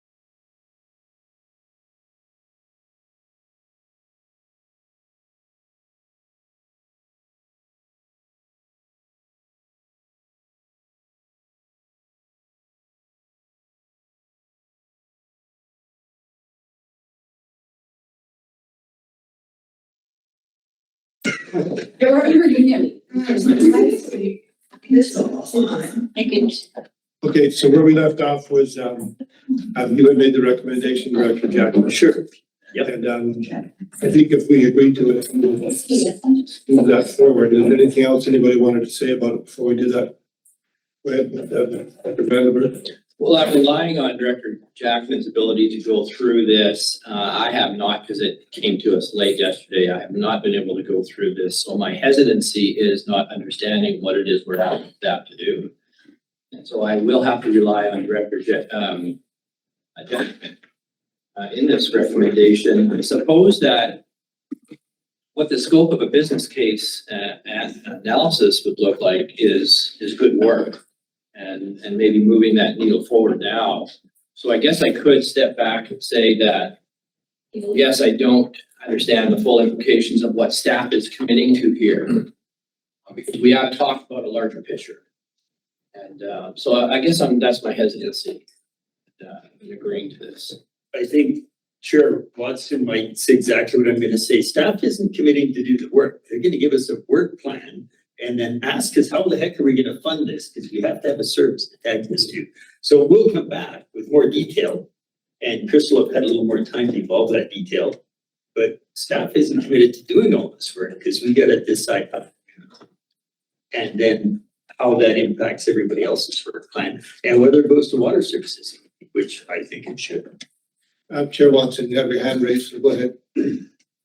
Yeah, thank you. It was the last point of Director Jackman's note that I wanted to make was that if this is just direction to bring a work plan forward, so I don't think the time, like what you're doing today, is going to bring you the information you would like. However, and also you could refer to water services, where I know it's already being asked to be on the agenda, and it might be a more fulsome discussion with the rest of water services there. So your call, an option. But I think you should define in the motion where that work plan comes back, because it's a bit, and it's great that that Creston Valley is talking about it, because you do have this water sustainability plan work at the same time. So there's a direct connection, and at the same time, water services needs to be in the loop. So don't know how you figure that one out, but they should be at water services primarily. Director Curie. Yes, and just to Lisa, I hear what you say, Ellie, about maybe my misunderstanding of the lines, whatnot. But I struggle with the duplicating the lines for a DIL and a potable water system. I think the biggest cost is in twinning that line. And putting in two different complete systems at $600 a meter of main line. And perhaps it's cheaper with just a singular distribution line and it being treated completely for both ag and, because the cost of twinning everything is what's putting the figure so high. Anyway. I just wanted to say that. I see Lou's hand is up. Getting back to the recommendation. Okay, go ahead, Lee. You had that. Yeah, just two things. The first one was in regards to Water's Committee. We are just in the process of canceling our next meeting because we had no critical items for decision making for the committee, and this report came together last minute, and we felt it wasn't enough for putting an agenda together. So if you refer it to Water Service Committee, it will be the meeting in beginning of August that you would refer it to. In regards to Director Turner's comments, yes, so the single line treated water is really the Arrow Creek approach that we currently have in place. This may be an option, or would be an option, if we could get away with well water in proximity to the Kootenay River and chlorination only. Then it is an option. As soon as you introduce further treatment like UV or filtration or infiltration, the cost will skyrocket for the volumes of that water, and having a secondary plant supplying other areas. And in fact, we have currently 2 or 3 different landing points for the different phases there. So that was looked at. Maybe Chris wants to speak to that option a little bit more. But it was definitely considered as one of the options to have a singular distribution system, less distribution system cost, but the cost switches over to treatment. Yeah, through the chair, I confirm what Uli described to you. I can certainly bring some more detailed information back, I guess, the Water Services Committee on some of the infrastructure related questions that have come up, including, potential reservoir. The AE team did look at a high level at options like that. But can certainly kind of vet that and push out some valuable information to you in a little more detail. The risk is, again, I appreciate you coming to us and saying, here's what we can do going forward. Very much so. But this fragmented, we'll answer this question, answer that question. I'm more interested in what the business case framework's going to look like. That is where it's going to generate conversation. I would rather your time be put towards the creation of that than just simply. And so the location of where this needs to be, I mean, certainly here in Valley Services, we have a lot more freer ability to discuss these things. And Water Services, it's good to have the input from others, but it still comes back to our backyard. So for me, the business case approach, the analysis, the economic analysis, that's the framework I would like to see. That's really what's going to allow us to move forward and how it's going to. So that's my comment on that. On the motion, so we're going to add and bring back to Creston Valley Services Committee, and if reasonable, that would be July. So just add that to this recommendation or? Yeah, Water and then Services and then- staff report back to the Creston Valley Services Committee with both scope, budget, implementation considerations. And that's where we'll see the beginning of Director Vandenberg's questions. Scope. And to be fair, is that appropriate timing? With your, Yeah, through the chair to come back with the work that I've put in the recommendation, yes. okay. Uli, go ahead before we finish the document. Yeah, so if I just want to make sure I understand the resolution you're making, you're still making a recommendation to the board to direct us to do this work and then staff to bring it back to your group. Is that what I'm understanding the resolution would be? I suppose it is. that might Does be it have to be? necessary. Chair Watson could. Does it have to go to the board? Does it have to go to the board? It will have to go to, it will have to go to the board. It is enough work that it requires board authorization for it. It's not just a minor action item. So the board needs to direct staff to do this work. Right. Okay. So we would do that and then have it come back here. Okay. As you suggested, we'll go with the recommendation and then through board, have it come back here for our information. Chair Watson had thumbs up there. So there we go. Okay, so that's what we'll do then. All in favor? All in favor of the recommendation? There's a procedure for that. And thanks for that, Chris. I guess we can move on now. We're still talking about water. Let's go to the water sustainability plan.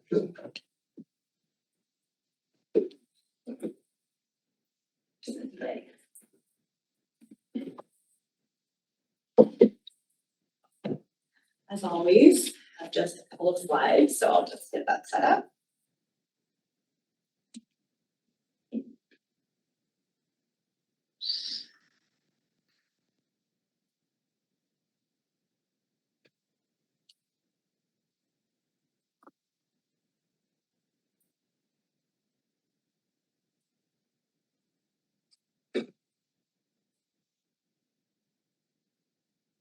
Okay, just put this one up to follow along. There we go.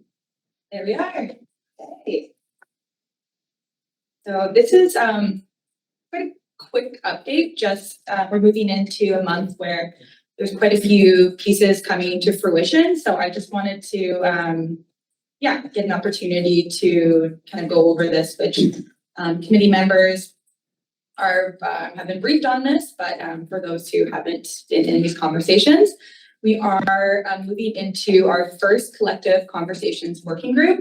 So that's with Yakanuki, with the province and RDCK staff. And Kanji Zampato, the water policy advisor from Walrus, is here as well, just to acknowledge that she's in the room. This first initial meeting is actually taking place today, this afternoon. It's going to be an introductory meeting where we'll get to know each other, go over the terms of reference for the working group, as well as review the work plan and establish the next steps for the working group. And these updates for this meeting will be provided to everyone at this table, elected officials at our June meeting, and we'll also be setting the stage for our following meeting, which will be focused on our shared values. We're calling it the science meeting. So we will be able to also bring in some experts, hydrologists, to talk about the Gove watershed, what we know. So that following meeting will be an update, what we're talking about today, but then going further and understanding from the elected officials what we want to bring to the following meeting with the working group and come to a shared understanding there, just to make sure that the electeds are informed and able to participate fully in the working group session, even though they won't be in the room. As well, we have our What We Heard report has been drafted, and that'll be presented at the next RDCK board meeting to get a chance to take a look at all of the results of the engagement. So the survey, the open houses, the producer engagement, and some of the recommendations for engagement that are coming out of that, which will inform our phase 2 or the next round of engagement, which is going to go a bit deeper. We'll have a more comprehensive survey that's going to talk about our desired state, get an idea where people are at, what they would like to see as a sustainable Goat River watershed, and also talk about solutions. This will be coupled with in-person events like our drop-in sessions that we'll be hosting at CDCC and the library, and looking at a bunch of different options, working with local community groups to better access the community through those trusted networks. So that's something that we'll be launching later this month. We also, with the technical aspect, with the isotopic modeling work, request for proposals is being developed that will allow that work to move forward by hiring, a technical contractor. In addition to hiring the person to do the study and do the work, will also be a project team developed that will help guide that work and provide that technical expertise while the contractor is carrying out the research and the reporting, and that's a 2-year process. So there's lots of really exciting milestones happening this month, and just wanted to lay those out for the community today and welcome any questions. Dr. Vandenberg. Thank you, Camille. So I don't mind the acceleration that that seems to be exploding on us here. And I don't mind it at all, actually. But I want to clarify that the terms of reference in the work plan was delivered to us in camera just recently. We have not had a chance to walk that through, talk that through, explore that. And it sounds like you're going to be introducing it. Is it an assumption that we've accepted that's an accepted terms of reference and work plan? Because the June 11th is the opportunity that I see for us to really understand what the impact of that is, and our opportunity to input into it as well, because we've had no opportunity to input into it. So that would be my question: is what is the messaging today? And I'm letting you know that June 11th I'm really looking forward to that, so we really can dig into what the elements of the terms of reference in the work plan really means. Yeah, through the chair. So, for today's meeting, the working group is going to be sort of picking through like a draft terms of reference. And then this is gonna be something in our full day together at our June 11th meeting where we can review that and go through it and have that opportunity for comment and coming to a shared understanding or any adjustments that would potentially need to be made. And then we can, it's a living piece of work that I think is still. Shared understanding is premature. Mhm. Okay, we have not had direct input yet. Mhm. So come and sit down first. And go ahead. Thank you, through the chair. The intent of bringing it to the board in camera was an opportunity for the board to engage with it. I also did invite the comments following that if there were comments that electeds could, we received comments from Director Jackman, and I think we also received comments from you. We are inviting comments. As I mentioned at the board, so we didn't want to bring it to the public at the time because we haven't had as a chance as the working group to actually discuss it. We've been receiving comments from all the members of the working group to work on it. There will be another draft version drafted, and that's coming to the next board meeting. So there will be an opportunity for the board again to consider it. At that time, it will be a public document. So further, yes, I'm working on comments, and it's a big thing, but it takes time. We're busy. We're being pulled in all directions, so we can only put so much time into these things. So I'm letting you know that I'm putting some serious brain power, whatever that may be, into this as part of your invitation for comments. But the opportunity to discuss it as a group has value, and so that's why I was looking forward to June 11th. When we could explore that as a group too. So I just don't want this thing rushed through without really understanding us representing our constituents in this area, the ability to speak freely, if you will.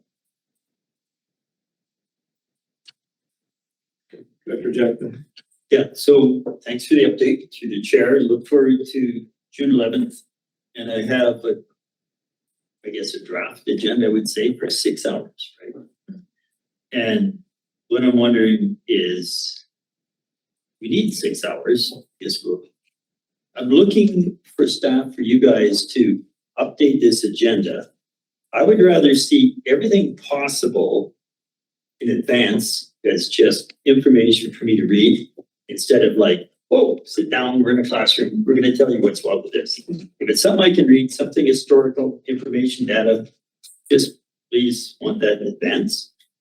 And then we get down to more of the discussion about what's next, as opposed to the data, the science, stuff like that. That hopefully will be 20 minutes out of 6 hours. It won't be, you will never educate those of us who aren't familiar with the systems in in a day. You won't educate us. So I'm actually challenged to, do we need 6 hours? Or do we need a couple to 3 hours twice? That kind of thing. And what can we see in advance? Because June 11th is really soon, and in between then and now, aside from being out in the area, FCM and a bunch of other stuff, I'd rather read as much as I can in the next few days, whatever's available. Thank you, through the chair. Yes, indeed. And as Director Vandenberg mentioned, it is a very quick process. And so we're developing the materials as quickly as possible to get them to you in a good time so that you can have good time to engage. I'm hearing two things. One is to have materials ahead of time, but also the desire to also be able to discuss it as a group. So we're trying to find the balance between both of those and the needs of the whole. At this point, we just wanted to have a placeholder in your schedules, because even just finding a collective time that everyone is available is a challenge. So wanting to have that placeholder, we have an invitation out to 4 different scientists to bring in a diversity of perspective of science, because that was also a request by this group, not just have a scientist. And so we're bringing in a diversity of perspectives of science to bring in that full understanding of the watershed, so that we start to create a baseline of understanding to have those conversations around the values. And that's really the key place where your engagement will be critical, and that relationship to elected, to residents. Is what are the values that are defining this work? What are we working towards as desired state? And so not that it's going to be a final state. None of this is a final piece. We're a working group. We're defining the issues. We're not defining what we are doing as tripartite group. We're just exploring at this point. So it's really, as we explore together, how do we do that in the best way possible? Before you go, Chair Watson, go ahead, Chair Watson. Thank you. Oh, I just flipped. Sorry. I just wanted to verify with the specifics that the input that was provided at our meeting last week, Paris, that has been integrated into what you'll present to the working group this afternoon? Yes, correct. Thank you. Through the chair. Thank you. Okay, you're right. Just a question on clarity. So when we talk about the, are we talking specifically about the Goat River watershed and not the other watersheds that are prominent in this valley? Because in the beginning, when we were engaging with the residents, our 6 meetings, that conversation was a border, like that suggested West Creston, for example. They felt they had the need to input in some capacity, although it was a lot of aquifer type questions. But the idea is that I think what the residents were left with was water in Creston Valley. And are we narrowing that scope specifically to Goat River? So I can direct my questions, my sharing thoughts to you on that. I need to be, so it doesn't include the duck, it doesn't include the arrow, which are significant. It doesn't include the Kootenai River. Is that correct? So can you also bring up the study area that is defined? So the Goat River watershed is broader than just the Goat River. It's the whole drainage system that the Goat River is a part of. So it's the Goat River, it's the Arrow Creek, it's Duck Creek. That's the whole drainage system of the Goat River watershed. What we've done for the study area is also extend it down to the border between Canada and the States to include the 2 aquifers in Canyon and Lister. So we're also including groundwater in this study area as well. It doesn't extend over to West Creston. We included West Creston in the engagement, and that perhaps was a point of confusion. But you can see that it draws a line through the flats of where essentially the low point comes. So when we start draining this way, as opposed to draining this way. And so, or actually it would be the high point, I guess. So draining into the Goat River watershed, as opposed to draining into the West Creston, into the aquifers on that side. Thank you for that clarification. That's important to me to understand that. The title, which has changed for the 3rd time now, is now referred to as the Goat River. It was water governance to begin with back in 2024, then it moved to water sustainability plan, and now it's moved to goat. Goat then is misleading because it suggests just the goat. This is actually a broader conversation. We've actually been, through the chair, our attempt has been to be very consistent with the language. So we do have a water governance initiative, watershed governance initiative, and that's the whole of the regional district. So that includes all our work that we do around watershed governance. The Goat River watershed water sustainability plan has been the consistent title for the entire thing because we wanted to avoid confusion. So it's the Goat River watershed water sustainability planning piece. And we've been very explicit about not being a plan because that's something that we would be speaking specifically to all of us about, and we're not working towards a plan at this point. We're planning. And so again, all this is these are big pieces that we recognize that there has been confusion, and we've tried very hard to be very consistent. Doesn't take much to confuse me. Well, and likewise, I mean, these are big pieces. Thank you. Historically, before there was a major plumbing project on the flats, Duck River did flow into the Goat River. Exactly. So it is still considered part of the watershed. But the way the Goat River was altered, it no longer flows into the Goat River, but historically it's part of the Goat River watershed. Need the old maps, go ask Tammy at the museum. The goat's been rechanneled. More research. Please. That's history, that's not research. History back Yeah. there. Anything else we need on this? So we'll look forward to June 11th, and You will provide us as much information as you can beforehand. And we will also refine the agenda so that we can be respectful of your time. Thank you very much for holding that place right now. Yeah, and as you said, it's hard to arrange time to do all these things, so when we have a time when we've agreed to it, gotta make the best of it. Thank you very much for your time today. Thank you. So anything on our action item list? Well, Chair, we have an old business item that we should refer to address that now. Yes. Referred item. Yep. So I got to that. So, and that was the item to raise some issues, I guess, but to me, it's straightforward because we don't have. This is around the grant to the contribution to the airport service, S-240. So the recommendation is referred, which I feel is appropriate because we don't have any defined guidelines for this arm's length grant. That I will move the referred item that the board directs staff to amend the 2026-2030 financial plan for S-240 airport on Creston and see defined aid. Reduce the account grants expense and increase account contribution to reserve as per the rest of that recommendation. So it's a bookkeeping exercise. Did you want to repeat that for clarity? Yeah, okay, so this is the board direct staff to amend the 2026-2030 financial plan. That's the S-240 airport, Creston A, Creston B, C, and defined aid. So that we increase the contribution to reserve under the regional district by 45,876, 48,995 for 2027, etc. And the new reserve be set up within S-240 to retain those funds, and that any expenditures from that reserve require Creston Valley Services Committee approval and a recommendation to the board. That's seconded. I can refresh your memory on it. Second, if I can, Chair. So, and I know you were concerned, Chair DeBoon, about maybe my motives for this, but this is part of the huge increase in taxation under the airport service. And the mechanisms we have now to control how money is used are just arm's length. That if we increase taxation contribution to town, you and council can decide to spend that however you want. The intention of this very significant tax increase was to begin to build a reserve to leverage provincial grant funds for, if possible, a major provincial grant to extend the runway. I feel it's appropriate.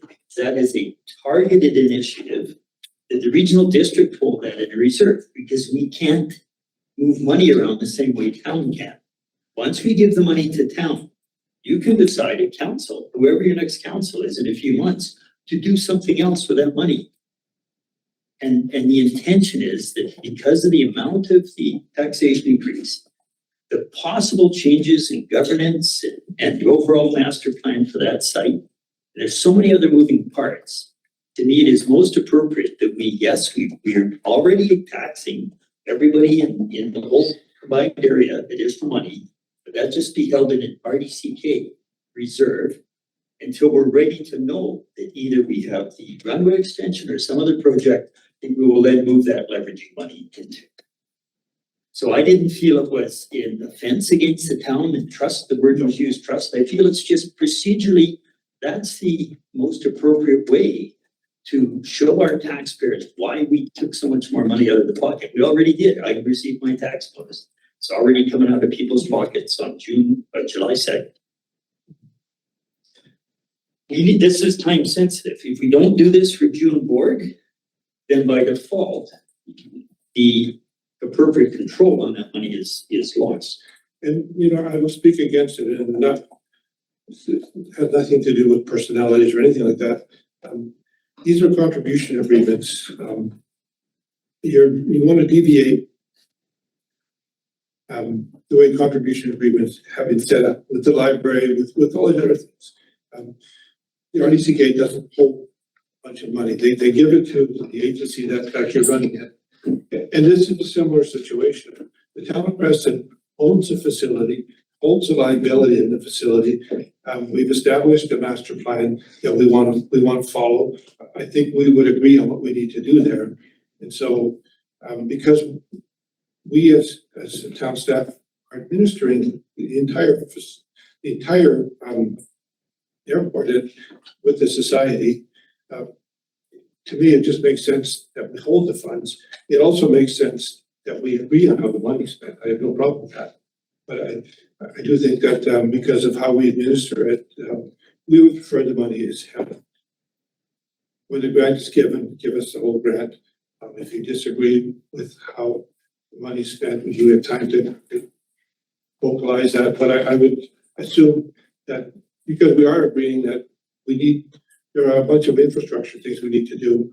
We also are looking at, in the information you got, how else we can raise more money internally rather than rely solely on the ratepayers. And so, again, I would prefer that the money is held with the people that are administering that, which is the town of Creston. And so, for that point, that reason, I disagree with your motion, and I do it respectfully. But I just feel that, again, we can't transfer that to somebody else. If the RDCK said, hey, we'd like to take over the airport, with the agreement we have on the Crown Land Grant, we would have to sell it to you for the commercial value, or we got the land as a grant. So I don't think nobody wants to do that, but we are the holder of it. And as in other funding that the RDCK gives out, they give the funding. We will have a service level agreement that says, you are funding this. This is the agreement that we are going to give back to you to say that this is why we're getting the funding. I feel that's adequate. I don't know if you do, but that's why I disagree with you. If I might, we don't have a service level agreement yet. So there are no guardrails on what happens to that money once it's given over. This is not a deviation. I'll go back to Mayor Joe Snowpack when I was an alternate director, but sat at the board chair 21 years ago, that we tax per cemetery, which provides money to 6 sites. And we needed to clarify how we were allocating money to the Creston site. And we held money. We held money on Goat River, on the Lower Goat Diking Association, until they could demonstrate what they were doing. We held money against from the Crawford Bay Cemetery Society until they could get their ducks in a row and identify how they're spending the money. Be more clear. We hold money when there's question marks around are we in the right place in agreement and how the money must be used as opposed to how it might be used. So it's not deviation whatsoever. We absolutely, as a regional district, can tax for purposes, but then allocate the money out, not as one shot. We can allocate the money out as required, or as it makes sense, or as agreements are firmed up. This is a multi-year large commitment, huge tax increase, that next year may not make sense, depending on what we hear from the province, depending on what we hear from the longer term governance options. So holding it in the regional district is not a risk to the town. And it's not a deviation. It is simply a fact that once money is given to an independent municipality, you don't have to spend it the way we think may happen. And so this is, to me, I have a role to look after the interests of my rural electoral taxpayers, as to these 2 gentlemen. And I think this is just putting a point on. We're not going to discuss some of the reports, but I have 6 different tabs open here. That there's language along the lines of town council will determine a level of service and then tell us the required funding. That's not how it works. You're going to determine a level of service and then request funding. You're not going to tell us what's required. That's not how it works, because we're not co-owners, we're not co-managers, which you just expressed. The same, you can determine a level of service for the cemetery but then you don't tell us what funding. The library can identify their desired level of service in terms of days and hours, but they don't tell us what funding is required, they request. So this is a situation that until you've determined your level of service, master plan implementation, and whether or not you have agreements with the province for major funding, that you don't tell us what funding is required. We'll hold the money in good faith we've taken out of people's pockets as of July 2nd. For those who prepaid, like I have at the tax account for the credit union. We'll hold that in good faith, but you request the money once we have clarity. You don't tell us what's required. And so I feel this is a very good point to make as to how in a business-like relationship between two entities with very different spending rules, of how we keep the guardrails on and keep the lines clear. Until all of us have new board and council members, and maybe we have a gift from the province, which I don't hold a lot of hope for a few years. But this is an appropriate step, I believe. I thought it was going to happen during our approval of the increased requisition months ago, and apparently my thoughts were misunderstood. But I feel this is appropriate, and I think it's a understanding that's got to go a little more deeper into all of our minds in council. Difference between a required funding and a requested funding. So I stand by this as being appropriate, not just for this service, but a flag that this is how we need to look at these, and not take the assumption that rural residents will fund whatever comes to them. Can't be the case. Yeah, and I don't think it's a matter of whatever's coming to them. I think that we are guided by a master plan, and we will also be guided by a service level agreement. And I think those will certainly help decide that forward. We speak of the master plan. The master plan is this, here's what could possibly happen. But we know that not all elements of that master plan will in fact come to fruition. What I'm aware of is the runway extension is an opportunity for funding to get it extended to benefit the airport. But I'm not clear as to what the plan is. What is it exactly that we're doing, and why are we doing it? What is the role of society in all this? That part of it I'm not real clear on. Maybe that's me, but I don't think we've really discussed what that plan would be. And so I guess I'm actually offering a little bit of an interlude into this conversation to regather some thoughts, that sort of thing. But I am going to state that, or I suggest that, yes, the master plan is there, but that doesn't mean that's just a inspiration. That is what we could possibly be. That a lot of those, and I'll repeat again, a lot of those elements will not come to fruition because of the changing landscape, that things change. But take one of those elements and work that plan through makes a lot more sense to me. And I'm not real clear what that plan is going to produce, the return of investment for that. And I would like to know. I think we have prioritized part of the plans, obviously, because we do support the need for an extended runway with proper turnarounds at each end. We've agreed to that. And I think that was the reason that we implemented this extra fund. And so I think we've already agreed to that part of it. Well, that was proposed. It certainly was, but we did not really explore what is the actual benefit to it. Like, no, I'll just leave it at that. We did, but we did it. So let's leave it at that. All I can do is put it to vote here because that's the democratic process. And so Yes. that's what I'll do. And I value your input. Denise, go ahead.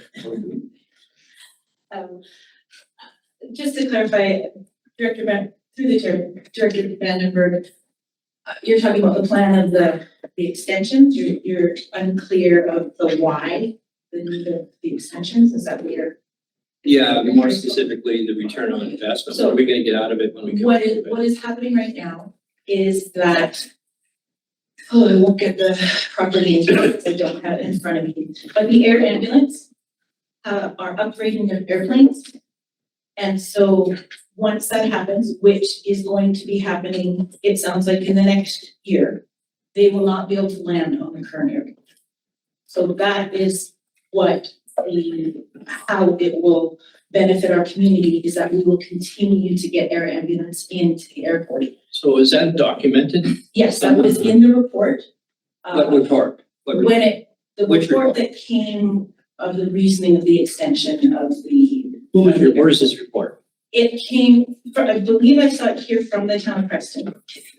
And so that is the reasoning for why the extension needs to happen, is because those planes are already and I believe there was letters from Air Ambulance as well confirming that would be taking place, that they would no longer be choosing to land here. So that's the reason. If I might, there's much more detail. So it's Carson Air, contracted for, I believe, 14 aircraft. Their short-term plan that they're underway is to replace half the fleet in the near term with, and I don't have the model number, doesn't stick in my mind. Worked on airports for too long, maybe too many type of aircraft. The newer preferred aircraft, which is better for patient care, and we have these enhanced teams and the like, where you can actually, in an ambulance, you can begin treatment, let alone in an aircraft. So the size and nature of the aircraft makes a lot of sense from the air ambulance entire realm. Those aircraft can land in Creston most of the time. There's a risk though, because of temperature, lift, and length of runway. And this is not a problem just for Creston. You're going to see this in little places like Merrick, maybe 100 Mile, all over the place, where you don't have 5,000 foot runways. So those aircraft, the hotter the weather, the temperature, the less dense the air. And so they get less lift. So they need more runway length to ensure that there's less risk that they will have to abort a takeoff.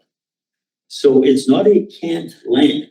It could put us into a competitive situation between whatever aircraft they retain in the fleet, and they're going to have some aircraft for sure at airports because you're not going to fix everything. That during that so many degree day in July or August or whatever, there may be a call for an air ambulance transportation, and that aircraft could also already be in Williams Lake. I think Williams Lake's okay, but it'll be somewhere else because there's fewer of them that on the very hot days could do what they need to do. So then you might be in a situation, well, now we have to do ground transportation to a site where any of the fleet can take off from. So it's not a can't, it's not well quantified. On East Kootenay Hospital Board, we sat and had this conversation about what are the ramifications and implications, and that's because of Angel Air and their aircraft and their aspirations to change what they're doing. So there are questions to be answered. It's not a yes or no, but we will find ourselves in competition a few days a year where the aircraft that can use this are and where people might have to move by ground. And that's fine. That'll work itself out. All I'm recommending is that we use the appropriate mechanism, that the funding is in a spot that when that issue is ready to be resolved, the funding will be released, as opposed to the arm's length relationship we have now with no guardrails, no parameters, no level of service, no fixed understanding of what has to change when, and real risks to service until those are in place. And I think that's the model we should always follow. If we're a little more business-like. So there's a lot more to be investigated on that. And I'm hoping the hospital districts will push that point, because I don't want the province to contract for the entire fleet of aircraft where every airport with very hot summer weather is at risk. That would be a really bad mistake on the province's behalf. And it's their contract. Councilor Dumas. Yeah, thank you. About the can't or won't, I do know there was there was a letter from Casera. Thank you for helping me with that. The other thing I just would like the community to take in consideration is that the town has full liability of the airport.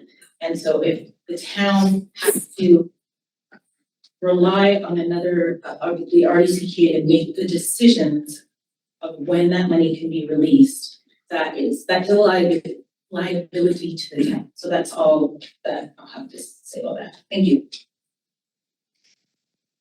Well, I appreciate the comment, but I don't know that based on what Director Jackman's saying, I don't see any further exposure on that liability. It's just a request and deliverance of that request. I don't see the further liability on that. Yes, you do own land, but in terms of transferring money, to say that that's a liability if you don't hold it, I would have to disagree. To clarify, I'm saying that having the RDCK and another committee making that decision, needing to wait to be able to spend that money, town has the liability. So I don't know how else to explain that, but that's what it affects the town's liability to have another entity making the decision on behalf of something that we're fully left with. Town's, it's a risk for us. So, eventually I have to put this to vote, which is, I'm happy to do so, but there are some comments here. If we have an agreed upon service level agreement, would that change your mind?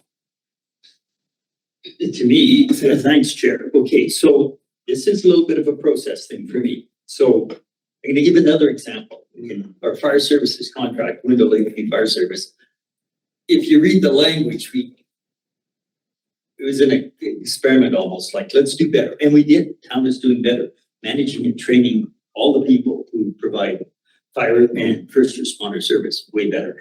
But we left some kind of awkward pieces in there, like this reserve allowance for alternative water supply.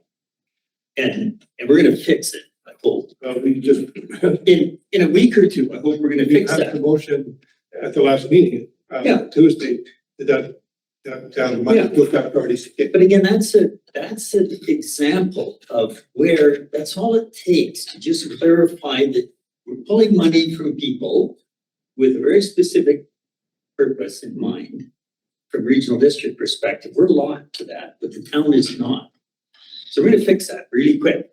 So yes, if we have more clarity in the agreement and town is willing to set up a dedicated reserve fund for a specific purpose, yeah, that's exactly what I'm aiming for, Chair, is that we are more business-like. We can do a financial plan amendment at any time. But failing this now to get to June board, by default, it's gone for the year.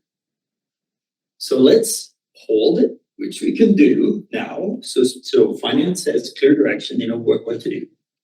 And then it doesn't matter if it takes 6 months or 12 months to do all, because we have lots of pieces on the chessboard here, trying to think how can we do things better for all our collective residents. It doesn't matter how long that takes. Once we know how money is going to be held, moved, whatever, then we do that. But this is making us maybe a little more business-like. I don't want to keep going down examples, but there's so many examples I've observed over 18 years where it's too loose, not just with town whatsoever, with all these little groups. I've been saying we need all the cemetery people that in the room.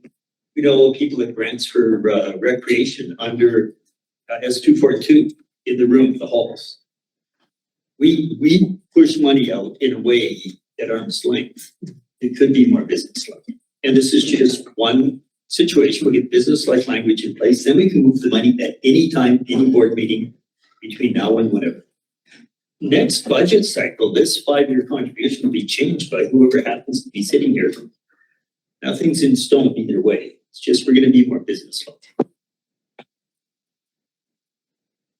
Again, I will just put it to a vote. Are we, sorry. Yeah.